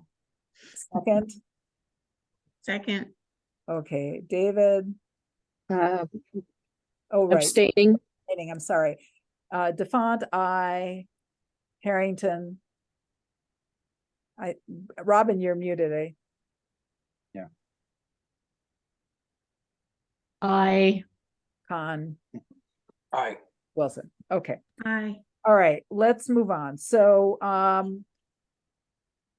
couple more things just in thinking about the site plan. So I think you're going to decide when you come back whether you're going to be taking the road portion of it out of the NOI, or if you're going to do that. We'll wait for that. If you do take it out, we'll need an updated site plan. Sure. One of my concerns about the site plan is that the limit of work is right up against the bank. And ideally would really like to see the erosion controls away from the bank. And I'm wondering if there is any way to move the limit of work away from the bank. Absolutely. Oops. Yes, I think that, yeah, yeah, so where we're showing erosion control was along the outer edge of the property, really just to protect the bank. I think primarily it was thinking about the procedure of reestablishing vegetation, planting. But, as we spoke about, I think there's certainly a way to revise this so that the limit of work is really around, the primary regrading area and effort involved with the house, that all of this can stay as a vegetated buffer to help, protect the resource areas. And then when any of these plantings need to work, either either the erosion control moves or they just contain those areas during that, during that specific period. But I think there's certainly a way to do that. Okay. And then what we're going to need from you is just an updated table of all the alterations. Yep. Land under water bodies, if there's bordering land subject to flooding, which I believe there is here, that needs to be characterized, as we mentioned. And then we talked a little bit about updating how many linear feet of bank is going to be altered, because that number seemed a little bit off. We talked about an operations and maintenance manual for both that sump, but also, for the swale. And trying to think about if there was any other pieces that we talked about. I see Donna West, you have your hand raised. Donna? Oh. Okay, I'm sorry. Thank you. So Jeff,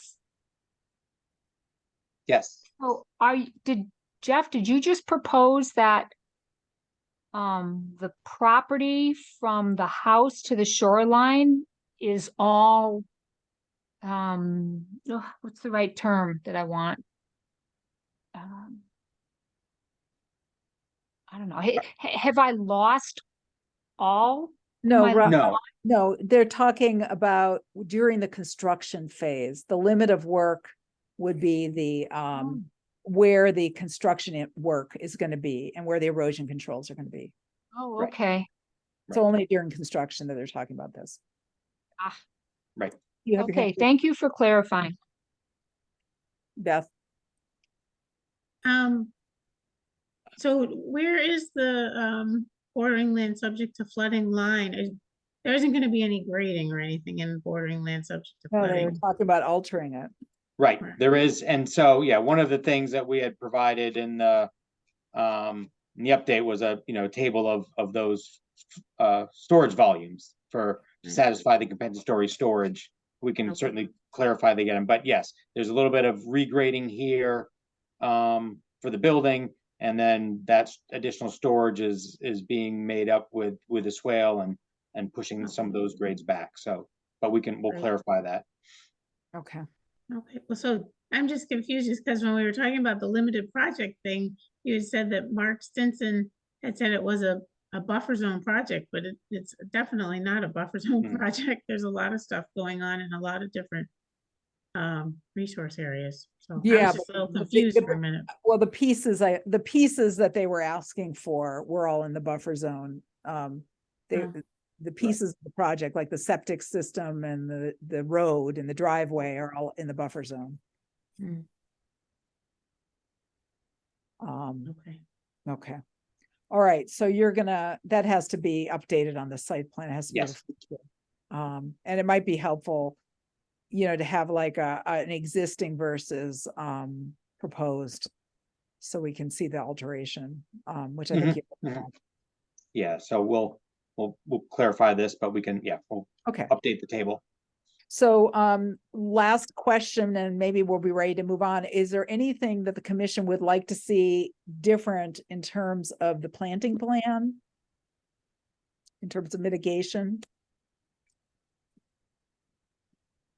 They did make improvements after our first site visit, because they've, added more native plants than were originally proposed, and they're adding some trees.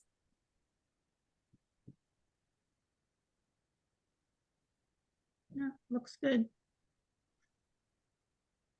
Okay. All right.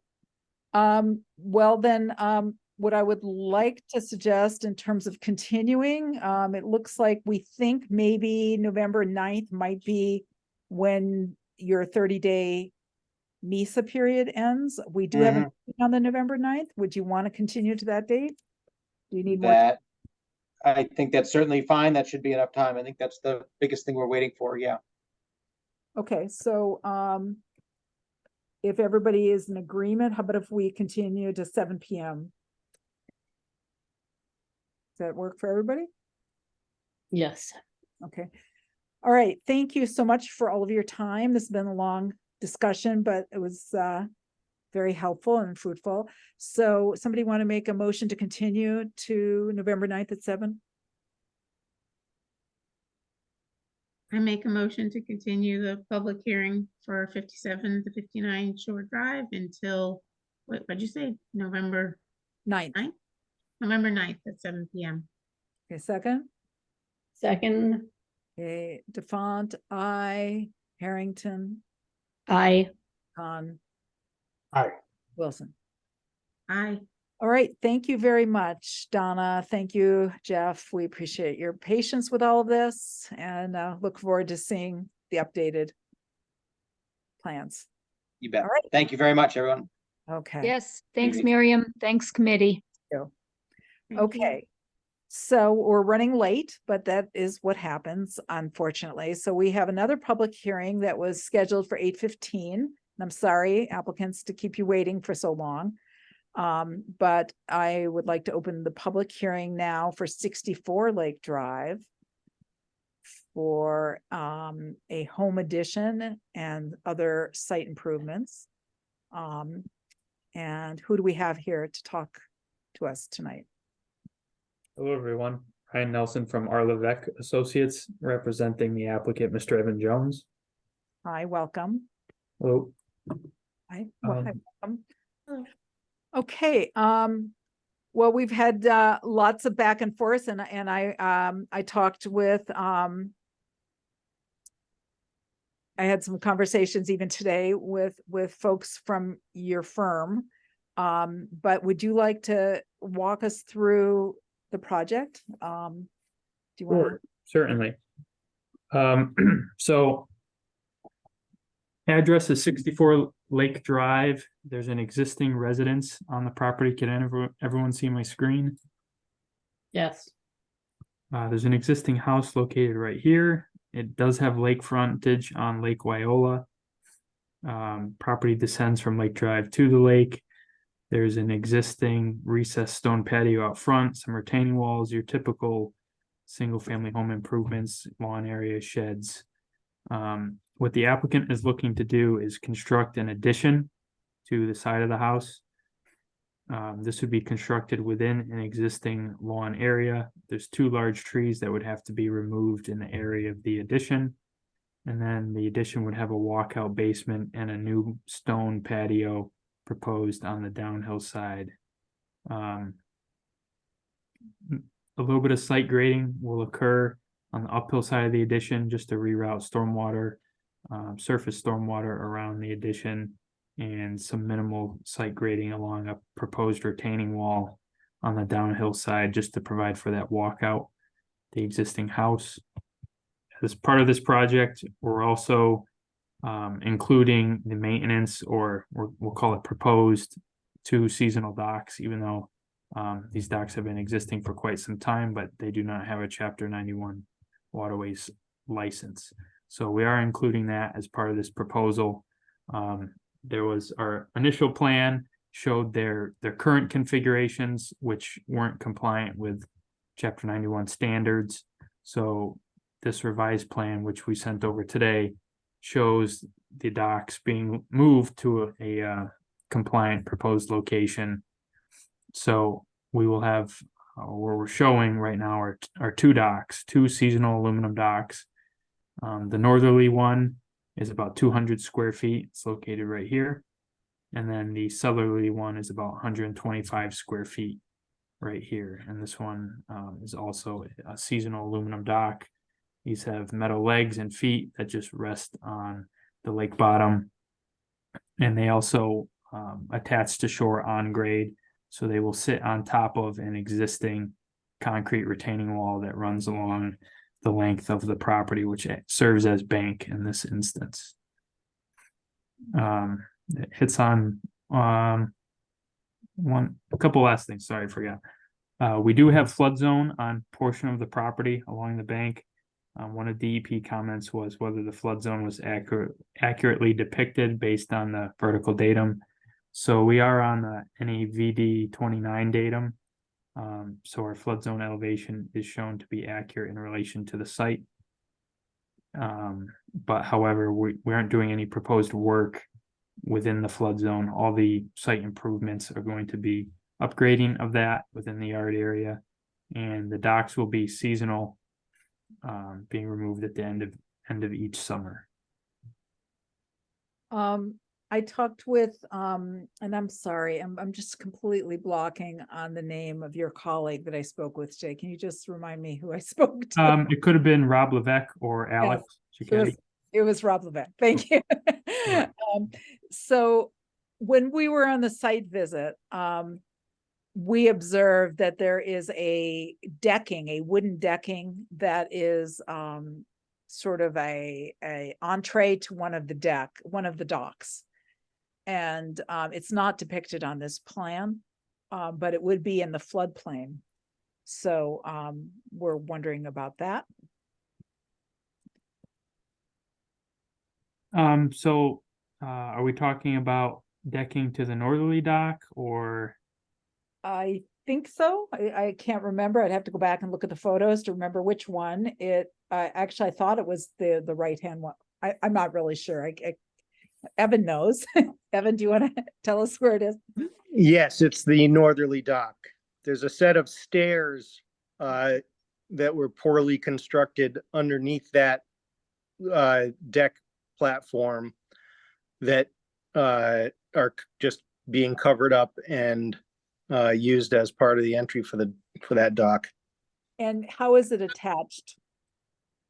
It is freestanding, sitting on the top. It's sitting on top of the top step of that concrete, and I see. The legs of the dock hold up the other end of it.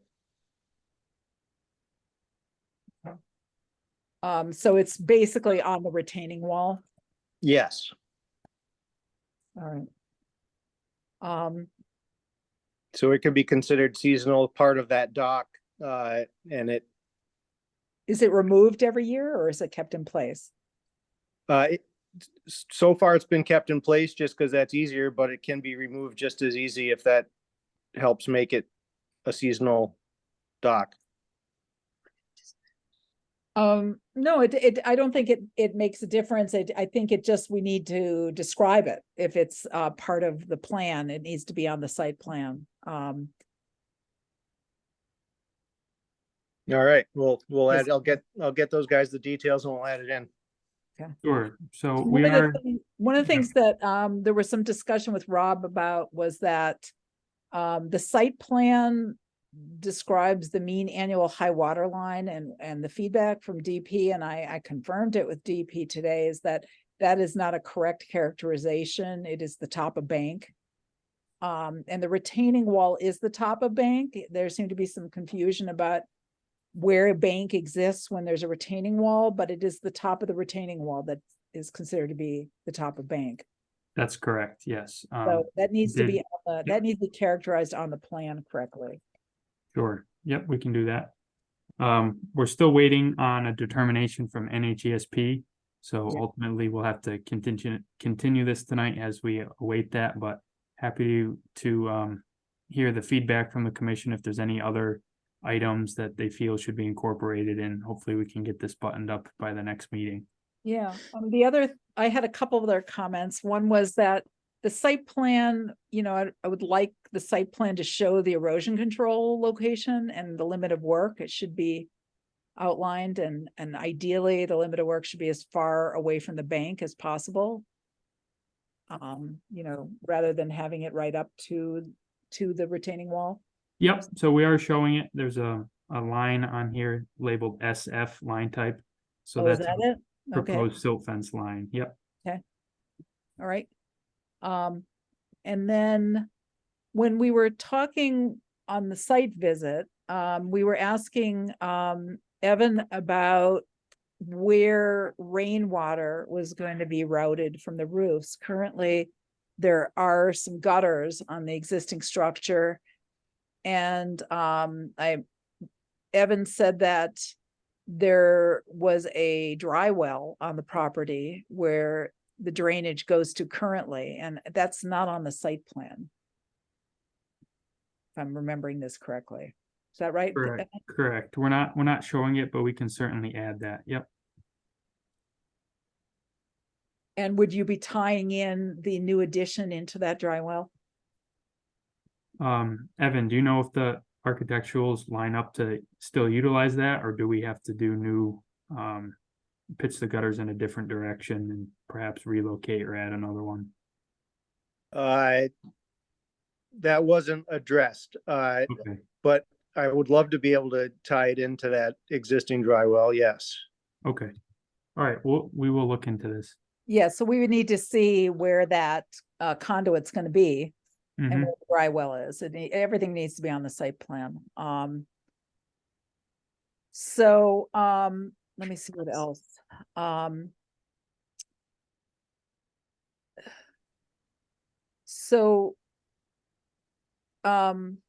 If anybody else has questions, go ahead. While I'm taking a look at my notes.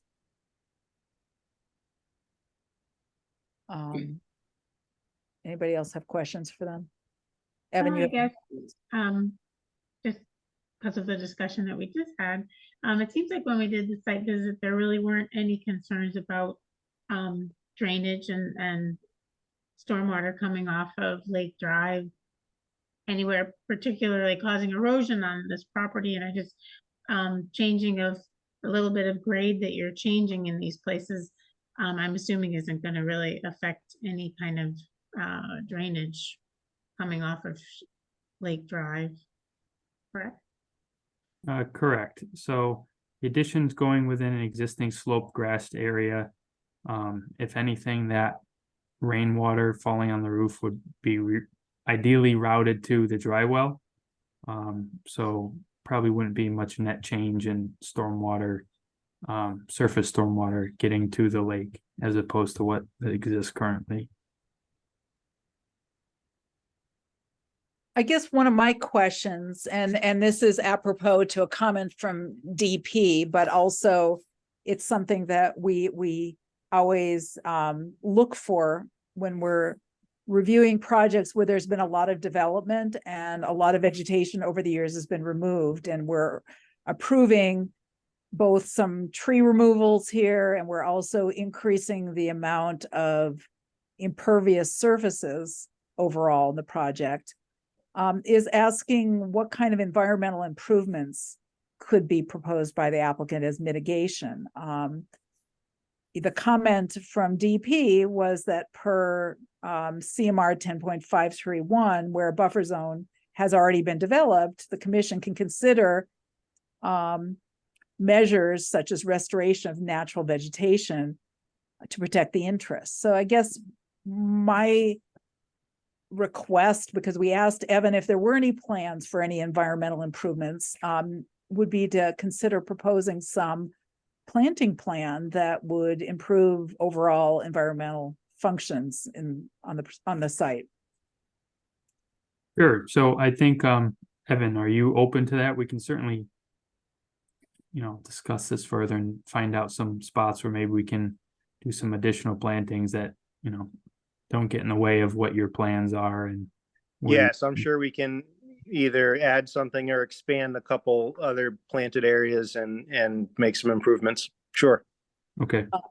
What I mentioned to Rob was that, we have a tree removal policy now that involves asking for replacements in kind when trees are being removed for development projects. And, you might want to take a look at that policy for some suggestions. It doesn't it doesn't have to be in-kind trees. It could be shrubs. You could put in native shrubs instead of trees if you were looking to avoid, having trees too close to the house or something. But there are other options besides trees, but I think some plantings would be helpful. Yeah, and just last year I planted those 7 hemlock trees I pointed out to you on the property, and also last year I planted a weeping cherry on the uphill side of this project. So I have been doing extensive landscaping and plantings just to keep up the place, and I plan on keep doing that. So what is particularly helpful are vegetated strips along the bank to the greatest extent possible. I mean, that is helpful. yeah, that's where I plant all the grass. Grass is a good vegetative bank, isn't it? Well, not so much for. But no, I have a couple corners in the retaining wall where I've started to plant some grasses, and there's a few other things, and I could expand on those a little bit without messing up the overall plan of the area. So usually what we ask is that the plan, the site plan, reflect the planting plan, that you show where you're going to be planting things and what you're going to be planting. And, we would be looking for native plants primarily. Okay, I'll go over that with Ryan and we'll get that added on. Mm-hmm. All right, thank you. Is there any public comment before we move on?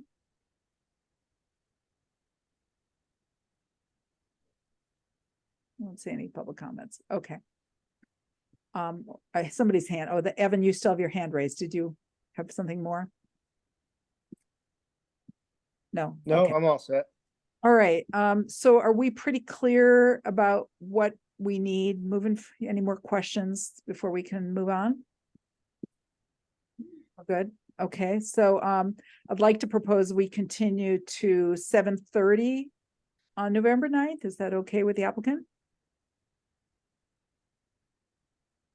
Yes, that works for me. Thank you. All right, well, I'll move that we continue the public hearing for 64 Lake Drive to Thursday, November 9th at 7:30. Is there a second? Second. Okay, David? Aye. Font, aye. Harrington? Aye. Khan? Aye. And Wilson. Okay, and you can take Aye. that off screen share. All right, so thank you. And if you have more questions, feel free to reach out to me. Thank you so much. Okay. Thank you, everyone. We'll make those revisions and get those to you. Thanks. Okay, great. All right, let's move on. I'm going to take these a little bit out of order. We have draft minutes for March 13th and July 13th to consider. We don't have the ones for July 27th ready yet, so we'll pass those over. Let's start with March 13th. Has everybody had a chance to look at them? Looked okay to me. Yep. Okay. Motion to approve March 13th minutes? Okay, I'll second that. David, Aye. Font, aye. Harrington, I, I don't think Beth was there. Were you, I don't think Beth was at that meeting. Maybe Nope. not. No, maybe not. And Con, Hi, okay. And July 13th, I don't know offhand who was everybody at that one? no, I missed both July meetings. Okay. And I think Looks that was okay. the one where we didn't have a quorum last time because one of us wasn't there. Well, there were only 3 of us at that meeting then, I'm guessing. Who was at it? Somebody want to look at the minutes? I can't remember. I think I was there. I might not have been at that one. No, I so was the only one listed Gary's as Gary's missing. hands up. Barry knows. yeah, it was Miriam, Mary and Scott at this meeting. The reason why we couldn't vote at the last meeting because it was just Right. Beth wasn't at the meeting, but she was at the meeting to vote, but there wasn't enough people. Right. Very good. Okay. I move that we approve the minutes for July 13th. Is there a second? Second. Okay. David, Aye. I, and Con. Scott. Hi. Okay. And I'm imagining that Harrington and Wilson are abstaining. Abstain. Abstain. All right. We had a request. I was contacted this week for the contractor for 14 Lake Drive, where there's an order of conditions in place. They're in the middle of construction. And as is being encountered everywhere in Massachusetts, the groundwater is very high. And he was asking for permission to put in a pump and a silt bag in order to dewater the excavation around the foundation while he is putting in the forms and pouring the concrete. And all of that was going to be within the limit of work and within the erosion controls already approved. That seemed like a very minor change, and I just told him to go ahead. Too late now. Sounds good. Too late now if you didn't like it. Sounds good to me. All right. So we have 3 emergency certifications that we need to ratify for tonight. First, there's the Lake Wyola Dam lake lowering. Hooray that got put in place and the construction's ongoing.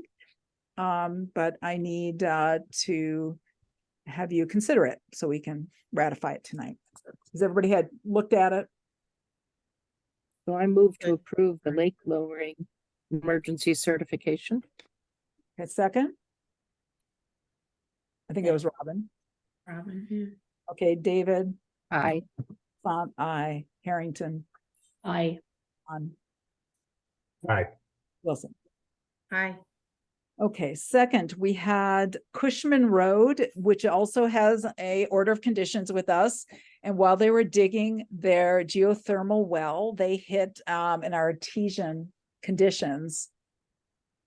And for people who don't know what artesian conditions, it means that the aquifer is pressurized and they were basically getting a fountain coming out of the well that they could not cap. That's not good.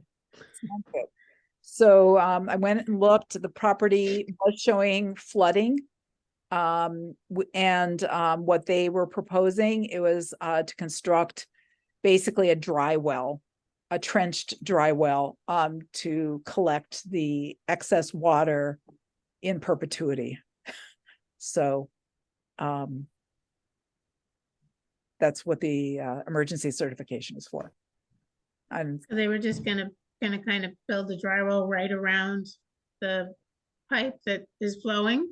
no, they're gonna pipe it and take it downstream of the house. And then have it so that if there's any problems, it won't infiltrate. impact the house. This is why I'm really glad I didn't get a geothermal system. Yeah, So no, that's motion to approve the emergency certification at 64 Cushman Road. A second, second, okay, David, Aye. aye, Harrington, I, Wilson, aye. I didn't forget you. I can stick you out of order, Scott. Aye. Okay. And last but not least, Shore Drive culvert replacement. This is where Lake Wyola Association determined that the culvert was crushed and needs to be replaced. Excuse me. So somebody want to make a motion to approve that? Motion to approve the emergency Shore Drive culvert replacement. Okay, second, I second. David, Aye. I, Harrington. I,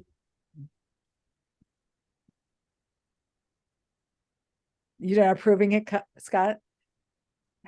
Say Con. Okay, I said Con. Oh, okay, I didn't hear Thank you. you. Yes, aye. All right. Okay, Aye. next we have an You forgot enforcement. Wilson. Oh, Aye. Wilson, I'm sorry, Beth. Aye. Okay. We have an enforcement order for 244 Baker Road. I'm asking the commission to ratify this. We were informed this week about concerns about a beaver dam at the Baker Reservoir. I think the enforcement order speaks for itself. The beaver dam has been excavated and parts of the beaver dam are on the bank. So we're asking the applicant to stop removing the beaver dam without a permit and to do restoration of the bank and buffer zone. Hi, am I allowed to comment at this point? Well, yes, but let me ask the commission if they have any questions first, please. Okay. How much debris was taken out of the beaver dam? So with the debris, it was just whatever was clogging the waterfall waterway. So whatever was clogging the beaver deceiver and the metal fencing around it, that's all snapped and broken. We are concerned with how close the water is to the home. The waterway did get up to about 3 to 5 inches away from my back door. It's very concerning. We have a $25,000 heating system underneath our home. The beavers have become aggressive towards us. They've tried to bite me. They've tried to bite my husband, and they've tried to bite my 1-year-old son. The only thing that I was calling the committee about was to figure out who was responsible for coming out and cleaning the grate and for cleaning the beaver deceiver filters that were placed around. But unfortunately, it's not working. It's not flowing properly. There's concrete on the wall that is breaking down. So that is why I had originally called the committee to figure out who is supposed to help us maintain and fix all the things that were broken with it. I had gotten permission from the town administrator and from the Shutesbury Police Department to clear the waterway so that way my home does not flood. Because of the beavers, if you know beavers, they do it every single night. They don't like the sound of running water, so they will keep clogging the waterfall. So for about 2 weeks, while I was trying to get a hold of someone from the town, we were clearing that out because we had permission from Rebecca Torres and from the Shutesbury Police Department to maintain it and clear it and clean it to make sure our house doesn't flood. So I'm wondering now, with everything that's broken with it, who's supposed to maintain this? Who's supposed to help our home from not flooding? Even the environmental police officer that was out with us here, his name was Anthony T. He was like, this waterway is not safe. It's going to fall apart next rainstorm or winter storm, whatever occurrence may happen. he doesn't believe that it's flowing properly. And in his professional opinion, he thinks that something should be done about that waterway because all you can smell is beaver feces. And you can see the dirty muck water as it comes out. Okay, thank you. So I'd like to interject here because I think that the commission needs to review the investigation and the information. Okay. I'm going to ask if you would please mute yourself for a moment so we could have a review, and I'll give you an opportunity to talk again. But I think the commission needs to understand what this enforcement order is about. So yesterday, I think it was yesterday now, I went out to the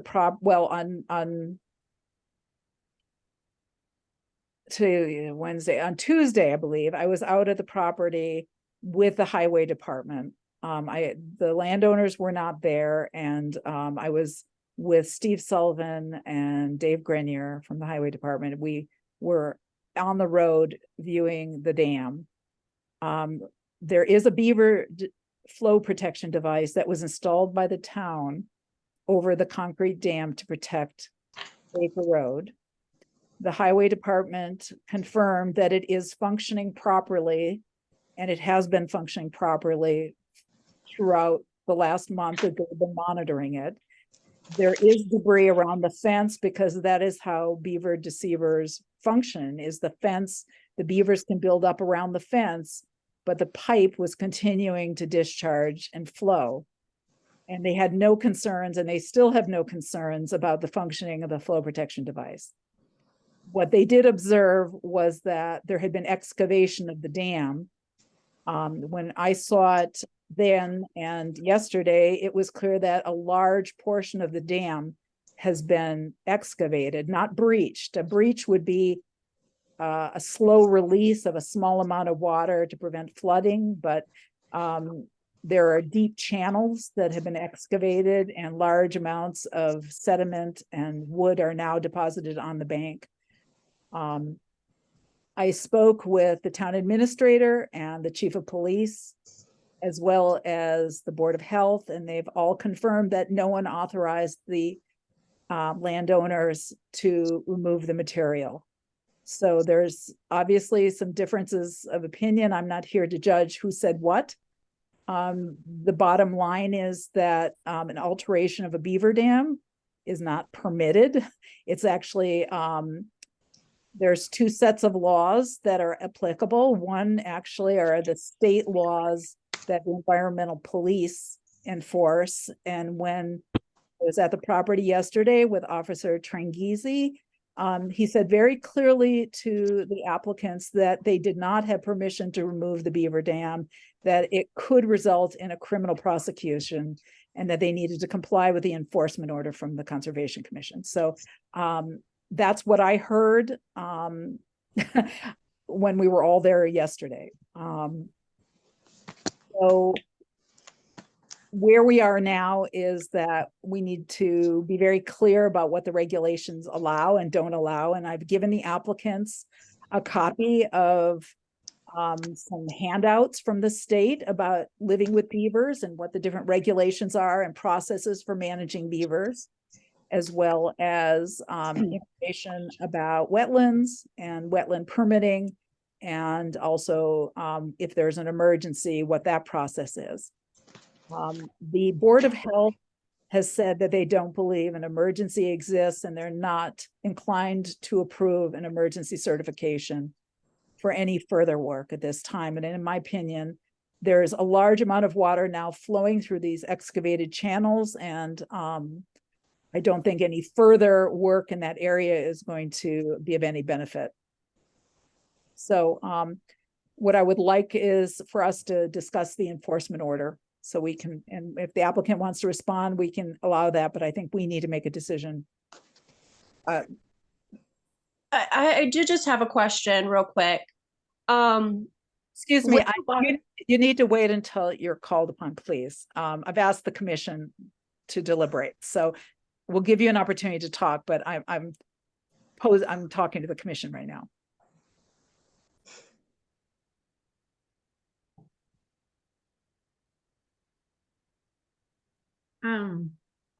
So clearly there was large channels dug in the beaver dam. Huge amounts of water are flowing through for lowering the whole reservoir there. And most of the debris is piled on the bank, which is not allowed either. There's large amounts of whatever was cut down or moved piled up on the banks there.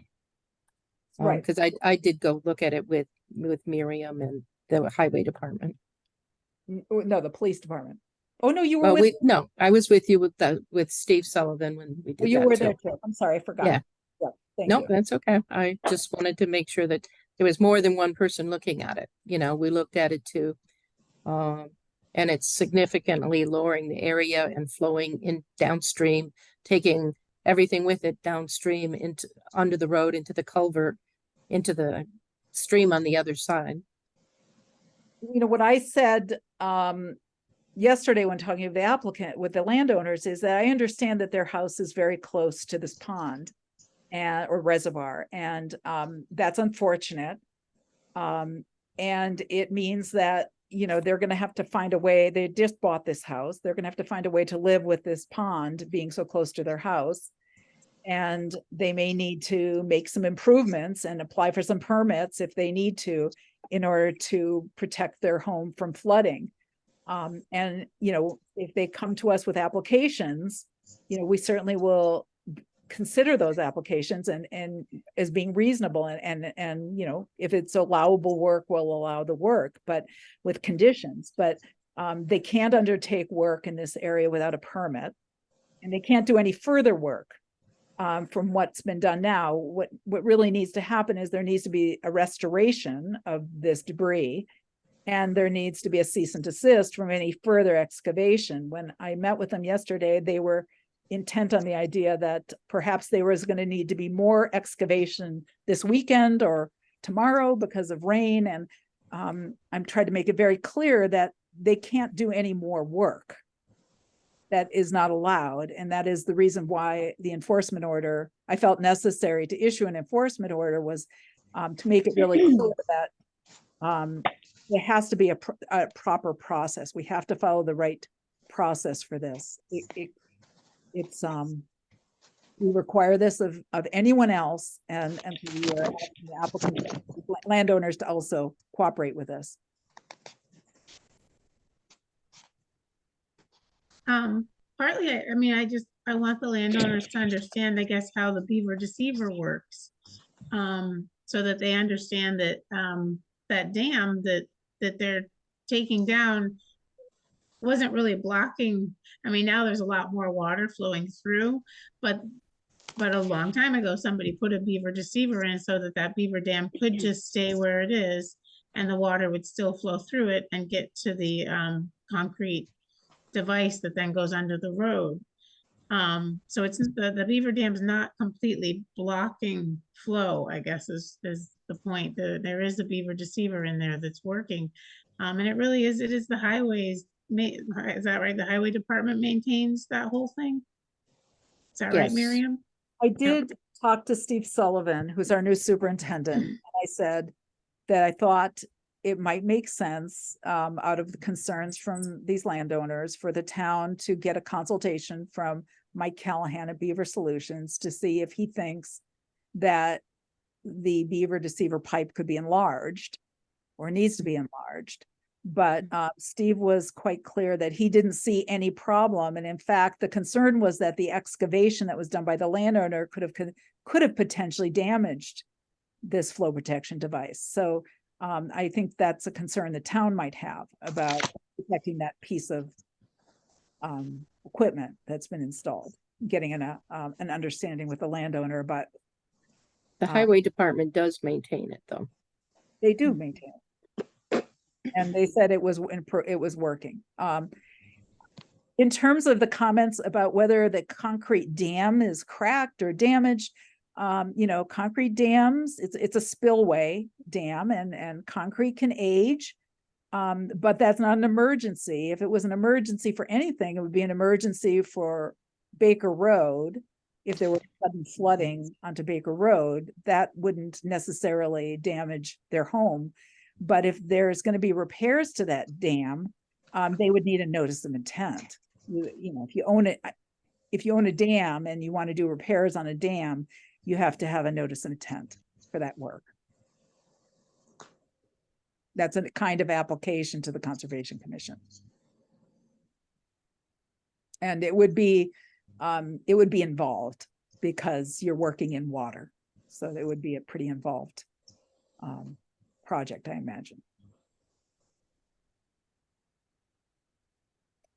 So I'd like to make a motion to ratify the enforcement order. Second. Okay, David? Aye. Vaughn, aye. Harrington? Aye. Khan? Aye. Wilson? Aye. Did you want to make another comment or ask a question? Yeah, I know that you said the highway patrol came out. They told you what they believed, but I'm really confused because the environmental police had said that they don't believe it's flowing properly and that they don't believe that it's safe. We had of course, there was previous owners of this home. Every single owner had been cleaning that waterfall area. So why is it that as soon as we moved in, we're told that was our job, our job to maintain it, but all of a sudden now we can't touch it? Why does it all of a sudden have switched? Well, I can't speak for previous landowners, but the fact that the highway department installed a beaver flow protection device was because the previous owners had consented to that. And it was installed over the beaver dam or through the beaver dam, actually. They're actually, I think they go through the beaver dam. Yes, that's what he was talking to us about. He said that he was out there every single day digging out the dam, that it was his responsibility to clean up after the beavers. But if there was anything damaged towards like concrete, the metal fencing, anything towards that the town needed to replace that. Well, the metal fencing is part of the beaver deceiver cage. And if it's damaged, that's a matter for the highway department to take a look at, and they would need to get a permit from us in order to repair it. Okay.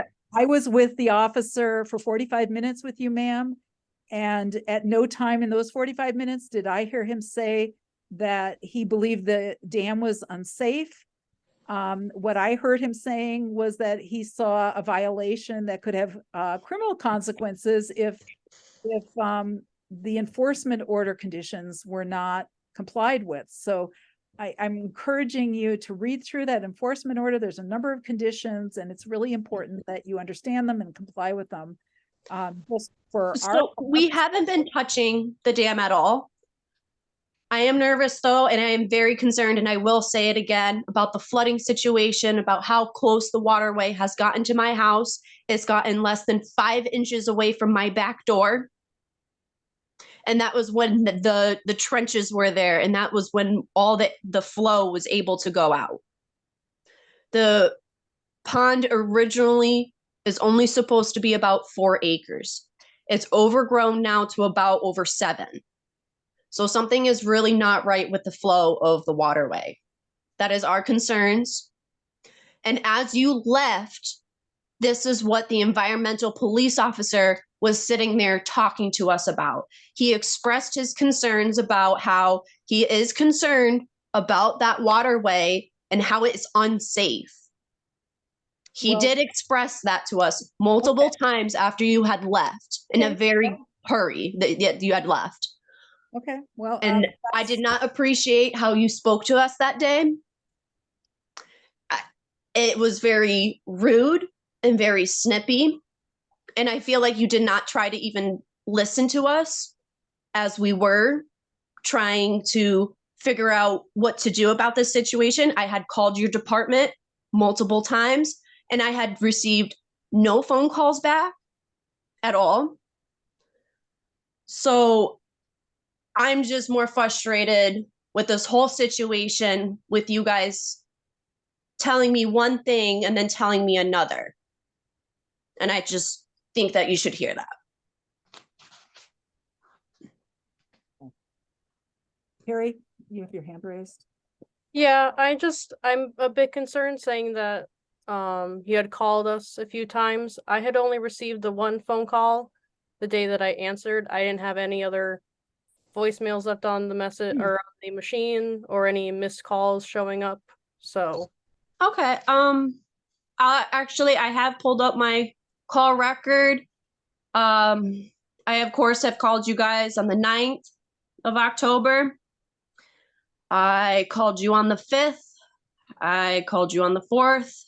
Did you call the Conservation Commission or did you call? Yes, I did. I'm reading my phone log right now.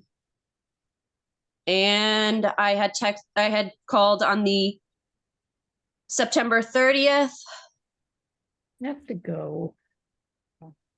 And a couple other dates as well. I'm not aware of any phone calls and except for Tuesday, which is when we responded, but I think we need to move on.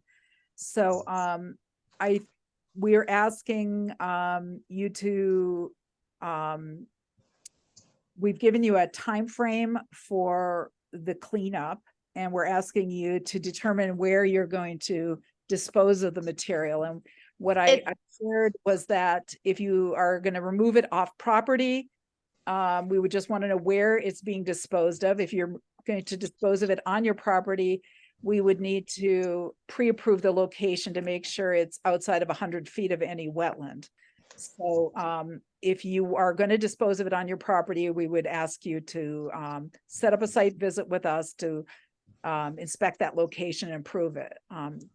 We plan on disposing it in the Springfield dump. They don't give receipts out or anything like that. We have a family member who is a resident over there, so they get free dumping. So I don't know how to give you any type of record saying we dumped it out over there. You could send us a couple photos.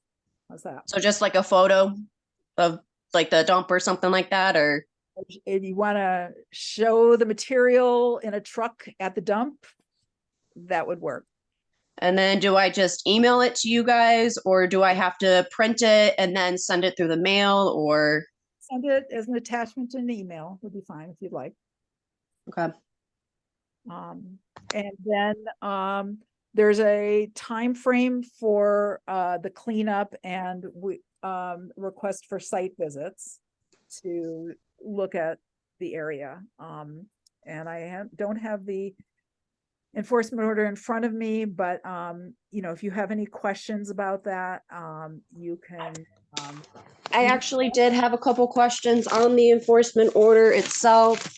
I'm sorry, I just wrote down some notes. And let me pull it up because I don't have it open. Just give me 1 second.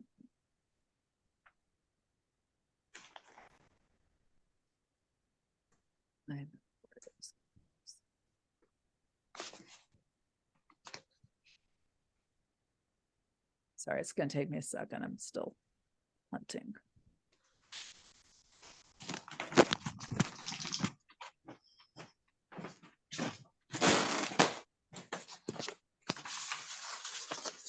Okay. So I just had a question on two different parts of it.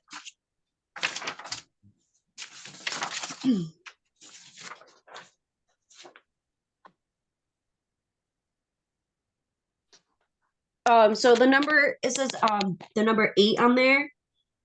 It says that it shall be routinely inspected by the landowners and replaced and maintained as necessary to ensure that the functional unit of the site is fully stabilized.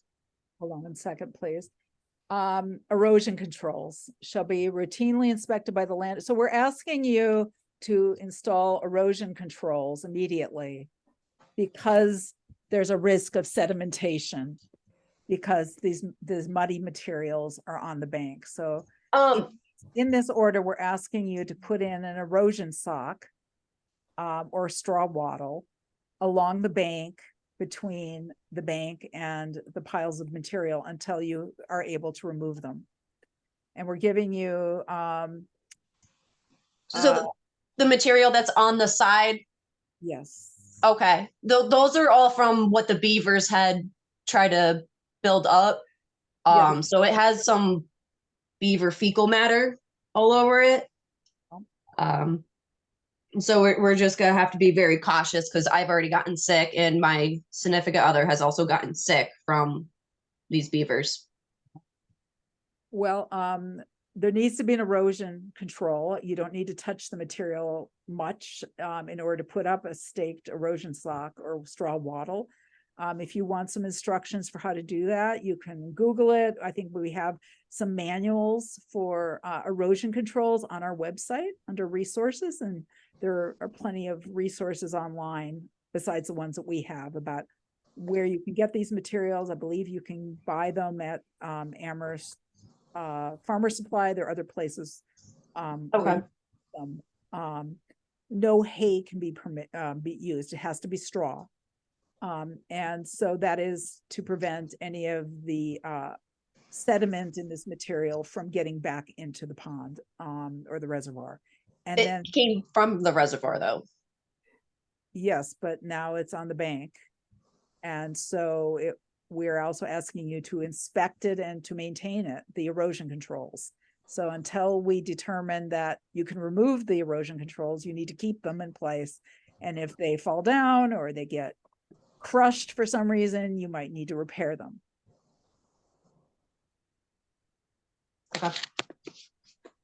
And then just the second one where a question on it where it says that the beavers are basically not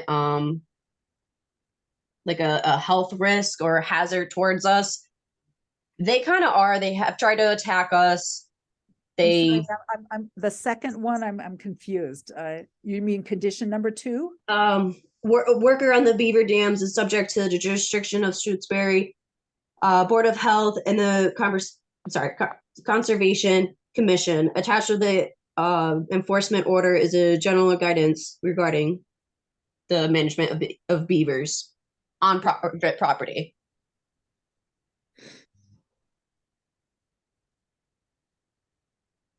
So my question is with that, it's saying like, oh, it's like not a health risk or not a concern for us when they have tried to attack us and they're 20 feet from our home, our back door. So any work on beaver dams, any euthanization or killing of beavers or trapping of beavers, or any installation of flow protection devices has to be permitted by both the Board of Health and then we permit flow protection devices and breaching of beaver dams. So if any work on a beaver dam in terms of broaching one or breaching one, where you're having to remove, release water, okay, has to be first permitted by the Board of Health, and then we have to issue a secondary permit. There's 2 steps to it. By the Board what were the names of those permits by any chance? Sorry, what? Do you know the names of those permits by any chance? I think I gave you a handout with information about, ma'am, I think, I looked through it. That's why I'm asking. I would suggest that you reach out to the Board of Health for discussion about their process, because they're independent of us. So I'm just talking about the removal of the dam. What permit do I need from you guys to do that? Because once hunting season comes of the beavers, we would like to get a trapper and get rid of them. They're a hazard towards us. They've tried to bite us. They've tried attacking us. We have a 1-year-old. It's not safe. Don, I see you have your hand raised. Do you want to comment? There is a problem wildlife technician list on the Massachusetts Fisheries and Wildlife site. Okay. You certainly can locate someone, and you are legally allowed to trap those beavers if they become such a problem. And there are about 8 beavers living in that reservoir right now. It's a Just that- pretty just large that colony. One point is that you're allowed to trap them with a licensed trap. Right. That's Or the if point. or if you have a license during the open trapping season. Outside of Right. the open trapping season, you need a permit from the Board of Health. Exactly. Board of Health, so until November 1st, you would need a permit from the Board of Health. And then you would have to use a licensed trapper, or you would have to obtain your own license. So that's outside of our jurisdiction, and I don't think we're gonna have any more discussion about that tonight. We're gonna move on. So I was just talking about the site itself, where they live. Once we get rid of them, I would like to get rid of their dam that's so close to the house. Would I need a specialized permit for that? Yes, you would, because that would be considered dredging. And you Okay. would require a notice of intent, which is again, an involved permit. And, you know, you can apply and the commission would consider it, but, removal of beaver dams is not allowed under state law. Broaching of beaver dams, which means a controlled, limited release of water to relieve flooding conditions, is sometimes permitted, but wholesale excavation is usually not permitted under state law unless there's a really compelling reason. And I don't think we're in a place tonight where we can have any more discussion about this. I think anything else at this point is just conjecture. We're not there yet. So I don't think we can give you any further guidance about it. Okay. Okay. Thank you, Don, for giving me that information. That way I can contact someone. I appreciate it. All right. Let's move on. I think, have we covered everything? Oh, there's a couple more things we need to talk about. The fiscal year 25 budget requests have been sent around to committees, and I am proposing that we just request level funding. I don't see any need for any increase, especially given that we have raised fees, and can use that if need be to offset any administrative costs. I do think we should ask for something more for consultants or legal fees. I think what we have in there is not adequate. In our annual operating budget. Yes. So what we've been using that budget for is purely clerical administrative expenses, like paying for our MACC dues. We used it to pay for this new subscription to the Yeah, I understand. I think there should be a line item for legal fees or consulting fees also. Rather than it having to be a special request every time we do it. That's just my 2 cents.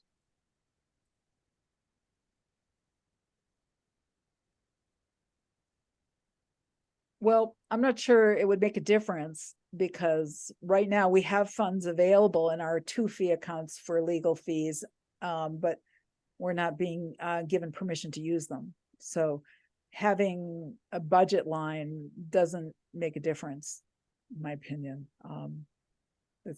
But I don't know what people think.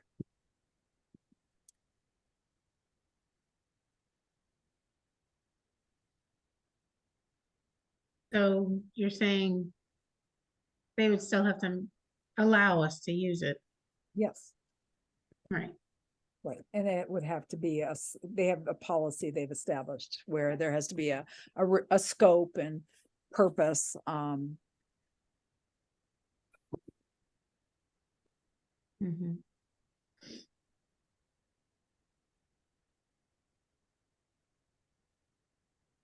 I thought it looked good. What? Well, for the budget as proposed, I thought that what we had looked good to me. I guess I agree. I don't know that it matters a whole lot whether or not I hear what Mary's saying. I agree it would be nice to have access to consultants and legal advice where we need it. I also understand that we have limitations imposed on us in terms of how we can access that and a procedure to do that. So I think the way that we have the budget laid out works.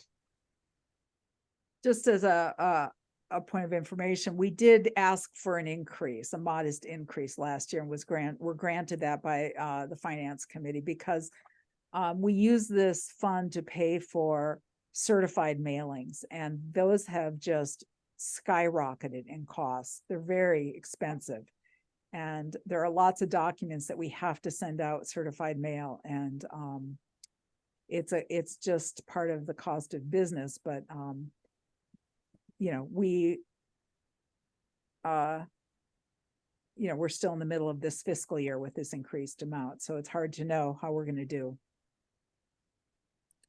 But we do have a fallback because we have these fee accounts that we can draw on if we run out of funds for paying for these clerical costs.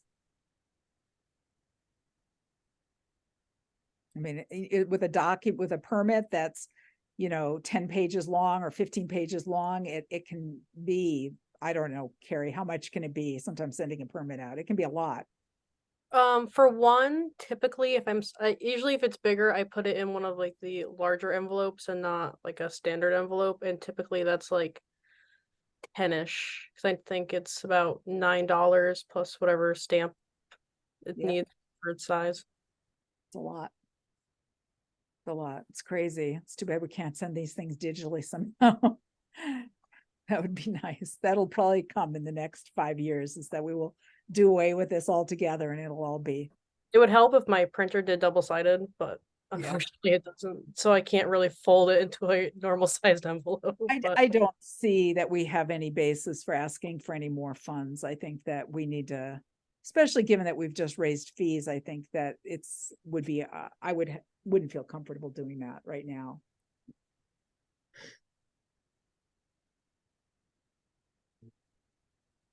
So, agreement to just for me to pass on that we just want level funding for this next coming fiscal year. Yes. Yes. Okay. So I just we're almost done, and I know everybody's super tired, so please bear with me. Give me 5 more minutes of your brain power, and then you can shut off for the night. I just wanted to give you an update that I did find out from our town clerk that we did need to file our regulations with her because there are fines and fees involved in the regulations, and those have to be filed with the town clerk. So the good news is that just emailing it to her was sufficient, and now we know, and we're good. And I've gone through our instructional materials online on our website and posted the new fees and updated the instructions on the RDAs and the NOI instructions. And also put up the application for administrative approvals. So there we go. Good job. Thank you. Yes, that was good. I was stuck quarantining this last week from being exposed to a family member who had been sick, so I had some time on my hands. And I'm okay because Robin was in the car with me today. I just want you to know I'm fine now. We weren't exposed to anything. I'm all past that exposure. So there was a meeting with the select board last night, and they discussed new bylaw development. And I just wanted to pass on the information, and we're not going to get into a big discussion tonight about it, but I think that we'll put it on our agenda. The select board did not opt to approve a legal review of the draft bylaw. They felt that it was premature to do that when the commission had not had a more, let's say, fulsome discussion in meetings about what's in that draft bylaw.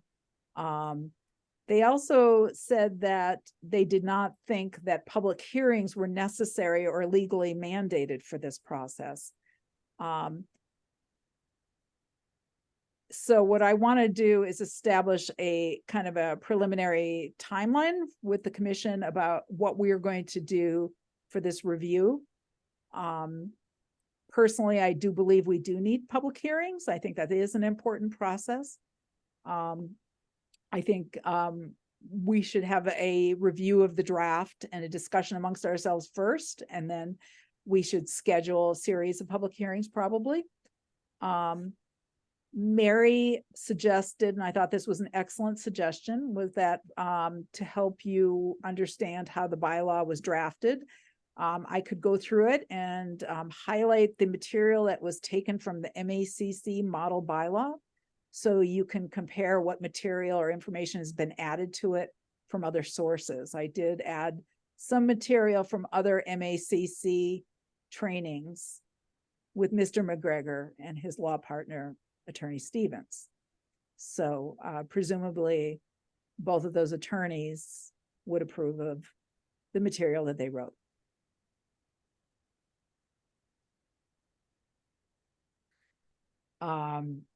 So I will do that. How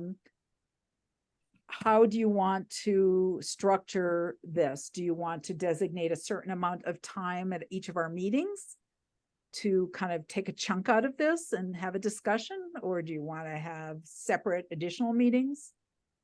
What would you like to do?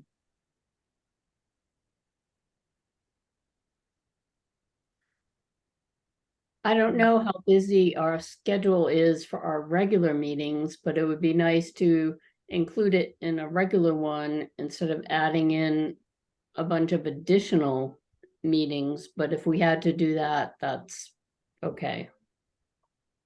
I think I'd prefer to just try to put it on the agenda and take a piece of it at a time. So I can give you guys a reading assignment. And then you'll be tested on the material. There was concerns expressed by the select board that they weren't sure that all of the commissioners had read the draft. So if you haven't, just advise you to please look at it and do your homework. Have they read it start to finish? Yeah. Sorry. My only concern would be like, tonight we had a really long meeting.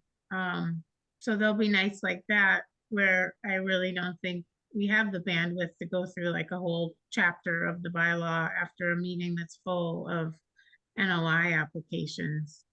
But we can try. We can start off and see. Maybe in the winter we'll have really short meetings. There won't be as many applications, and then we can spend, half the meeting talking about the bylaw. I think Beth. What's the timeline though? If we're well, let me just jump in for 1 second, make one point, and then we can talk about a timeline, which is that the bylaw is not like the regulations. It's shorter. Just like the current bylaw is very short. This draft is longer than the current one because it's got some legalese that is now kind of boilerplate for bylaws that wasn't boilerplate in 1987. And all of that was taken, all the boilerplate legalese was taken straight out of either the MACC model bylaw, or I took it from another bylaw that had already been approved by the Attorney General. I looked at several newer bylaws that had been adopted by towns in the last 5 years that had been approved by the Attorney General, so we know that they were legally valid. And I'd have to go back and do a highlighting to tell you which language came from the MACC model or which came from these other documents. I will mock up a copy with different colored highlighting so you can see where different material came from if I can figure that out. Because I wrote, this thing was drafted, Janice and I drafted this months ago. in terms of a timeline, I guess my feeling is I don't want to rush this process. I feel like what I heard last night was that there was a lot of concern about public participation, public input, public communication. And so I feel like it is out there on our website. So as far as I'm concerned, the public is welcome to read it and offer written comments or to come to meetings and make comments at any time. We're welcoming that now that we've put it up there. And I would want to have a thoughtful process rather than trying to reverse engineer this, saying, oh, we have to get this thing done by January 1st. So how are we going to pack it in to the next? The suggestion was, though, that they wanted to have a special town meeting to approve it in December and not wait till the annual meeting, because if you waited to the annual meeting, and even if it got approved, the Attorney General's taking up to 6 months to approve it, we'd be this time next year and still not have an approved bylaw. Yeah. So Well, the we would have- suggestion was to have that they would have a special meeting about this, which would push our timeline, would help suggest our timeline. If I you're don't know looking, what happens. I don't know what happens between that interim period from the time, I believe that it's retroactive to the time it's voted. But I'm not sure what you do in the meantime, whether you act with the assumption that it's going to be approved or not. yeah, you can't don't do think- that. I can tell you just from another case that if the Attorney General hasn't approved it, you can't use it. So then you use the existing bylaw. Correct. You have Okay, to keep we with would be what you without got. a bylaw. We just would be without the new bylaw. But we would also, I just want to point out that if we get a new bylaw, there's also going to be some work to update these regulations to bring them into conformity with the new bylaw. I don't think that's going to be a heavy lift, but it's a little bit of work.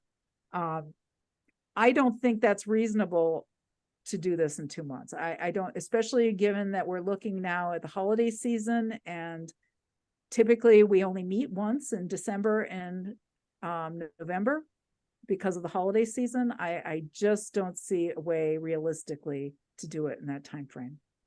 I don't. Scott? Thanks. I guess I think I agree. It's important to have public involvement throughout. I'd rather take it, step by step and determine how much time we need based on the public input that we're getting. So I agree with you, Miriam. I think a public engagement process leading up to a town meeting would be really important to make sure that we're engaging everyone in the town about what a proposed bylaw may look like.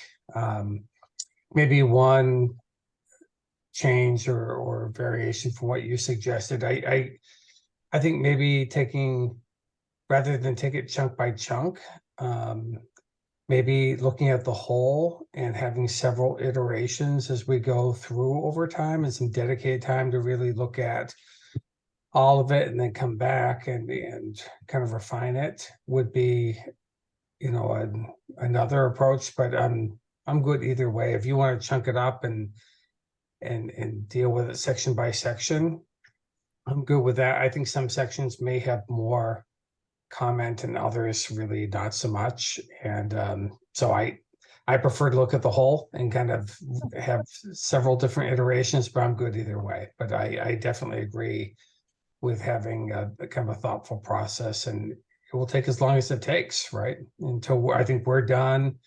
We feel like we've incorporated all the public comment, and then we can bring it to town meeting, knowing that we've had a thoughtful engagement process. I'm good with that. So are you suggesting we wait for the annual town meeting as opposed to a special meeting? I guess I don't know what I guess what I'm suggesting is we begin on it and we have some dedicated time during our meetings where we're going to focus on this and have public engagement. And when we feel like we have, just like the regulations, I felt like we had come to a place where we've incorporated all the comments that we've gotten. We're not really getting any new comments. the commission was satisfied, I would let that process be the timeline, and if it happens sooner than town meeting, we could have a special town meeting. If it happened to Well, coincide with I normal think, town meeting, then I'm good. So I think that, So can I just say another yeah. thing first? So my suggestion is, that we so in November, where we only have one meeting scheduled, that we schedule a second meeting just to look at the bylaws. It doesn't have to be as long, but if we look at them whole all together, it probably would make sense to take a set of time, a block of time just to look at them. And then whatever we need to work on, we work on them over time after that. That's just my suggestion. Sure. That sounds, I'm open to that if we can come up with a time. You know, what I said to the select board, and I was a little confused about what they were asking of us, because it seems like part and parcel of a bylaw is getting the legal review, and you know, there's kind of two pieces to it. One is how the jurisdiction is defined in a bylaw, which is maybe more philosophical and scientific and political, if you will, having to do with the values of the community and what the priorities of the community are. And then there's the legalese and the technical legal provisions. There's several passages which are, you know, based on case law. So, you know, we just want to make sure when we're asking the public to comment on a draft that we have some confidence that we're not going to have to say, oh, sorry, these passages actually need to be revised because town council told us they need to be revised. I would have rather liked to have like front loaded the legal review of the legalese components of it so that we could have confidence in presenting the draft to the public saying, okay, these parts are legally viable and have to do with just the legal administration of a bylaw. These parts are more about values and priorities and maybe an area where the public, I mean, I don't think, for example, public comments about, well, you know, I don't like this, you know, this passage of legalese. Well, you know, that isn't going to be so helpful, right? Because we're going to have to rely on town council to advise us about that. But the issues around with the values and what's important to the community, I mean, those are the things that I think public comment are really important and can be very valuable. Am I making sense? So I was a little Well, it makes sense to me because I was at the select board meeting too. concerned that they were saying that they would not give us a legal review until some later point. Correct. And that is what it After is. public comments, correct. After there's been public comments and after we've reviewed it. So it feels a little backwards to me in terms of process, but you know, that is what it is. So we're just going to make it work. So I'm fine with scheduling a meeting in November. I don't think that December is realistic because I think that there need to be at least 2 public hearings, and I probably think that they should be a month apart. We're really busy and the holiday season is coming, and we want to make sure they're scheduled at a time when people can come. So I would suggest that we schedule a public hearing in January and maybe one in February. Yeah, I really am not in favor of dragging this process out. I don't think the bylaws are going to have that much controversy. I'd like to get them done, you know, not that I'm tired of going on and on about regulations or anything. Well, I do too. I'd like to get it done too. And I don't mean to be dragging it out. I just think realistically, November and December are not optimal times. And I just don't see any way to power through this in such a short period of time with the holiday season coming up.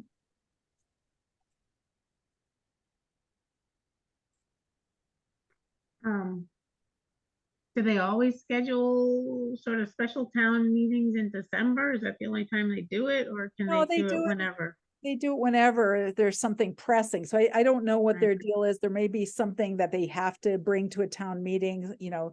Sometimes town meeting votes are for all sorts of different reasons, you know, like we had to have one to vote on the you know, the purchase of the conservation land, for example. So I don't know what the need is for December. I just don't see that being viable. Well, maybe at this point, we just schedule a time in November. I like Mary's suggestion that we just have a special meeting where we just go through basically as much of the bylaw as we can get through before it's too late at night. Sounds good. And then at that point, we think more about the public participation part. Yeah, let's start at 6 so we can Absolutely. get done, get done earlier. Like to suggest that we not do it on a Thursday so that Janice can participate since she helped draft this. Sure. Do you want to pick a date now while we're here? I have to get my phone. So we're meeting on the 9th. And usually we only meet once in November because the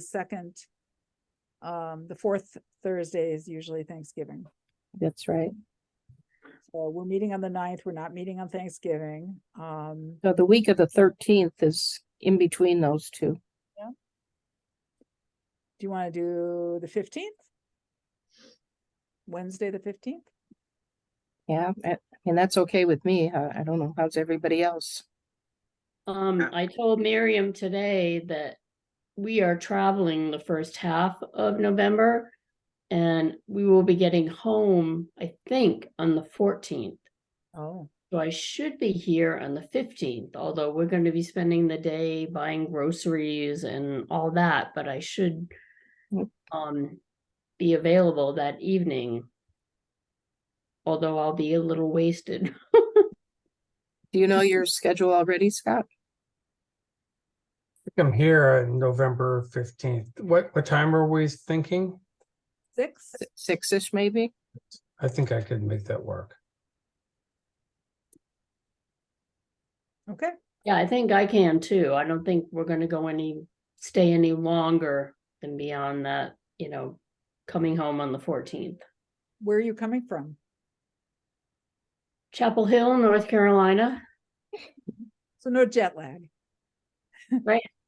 We'll actually be driving up the day before to Fairfax, Virginia, to my older daughter's place where we usually crash, and then coming home.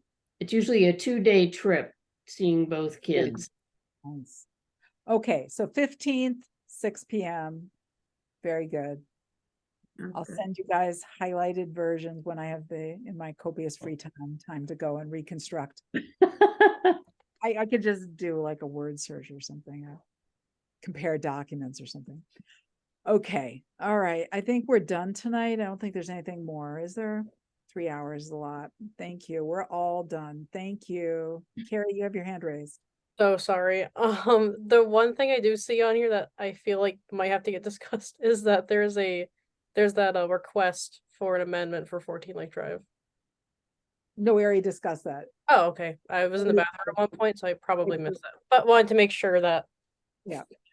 FYI, I think that we're going to be getting the notice of intent for the library project very soon because I noticed that they pulled the assessors list. So it may be that that'll be happening on the 9th as well. So that might be a busy night.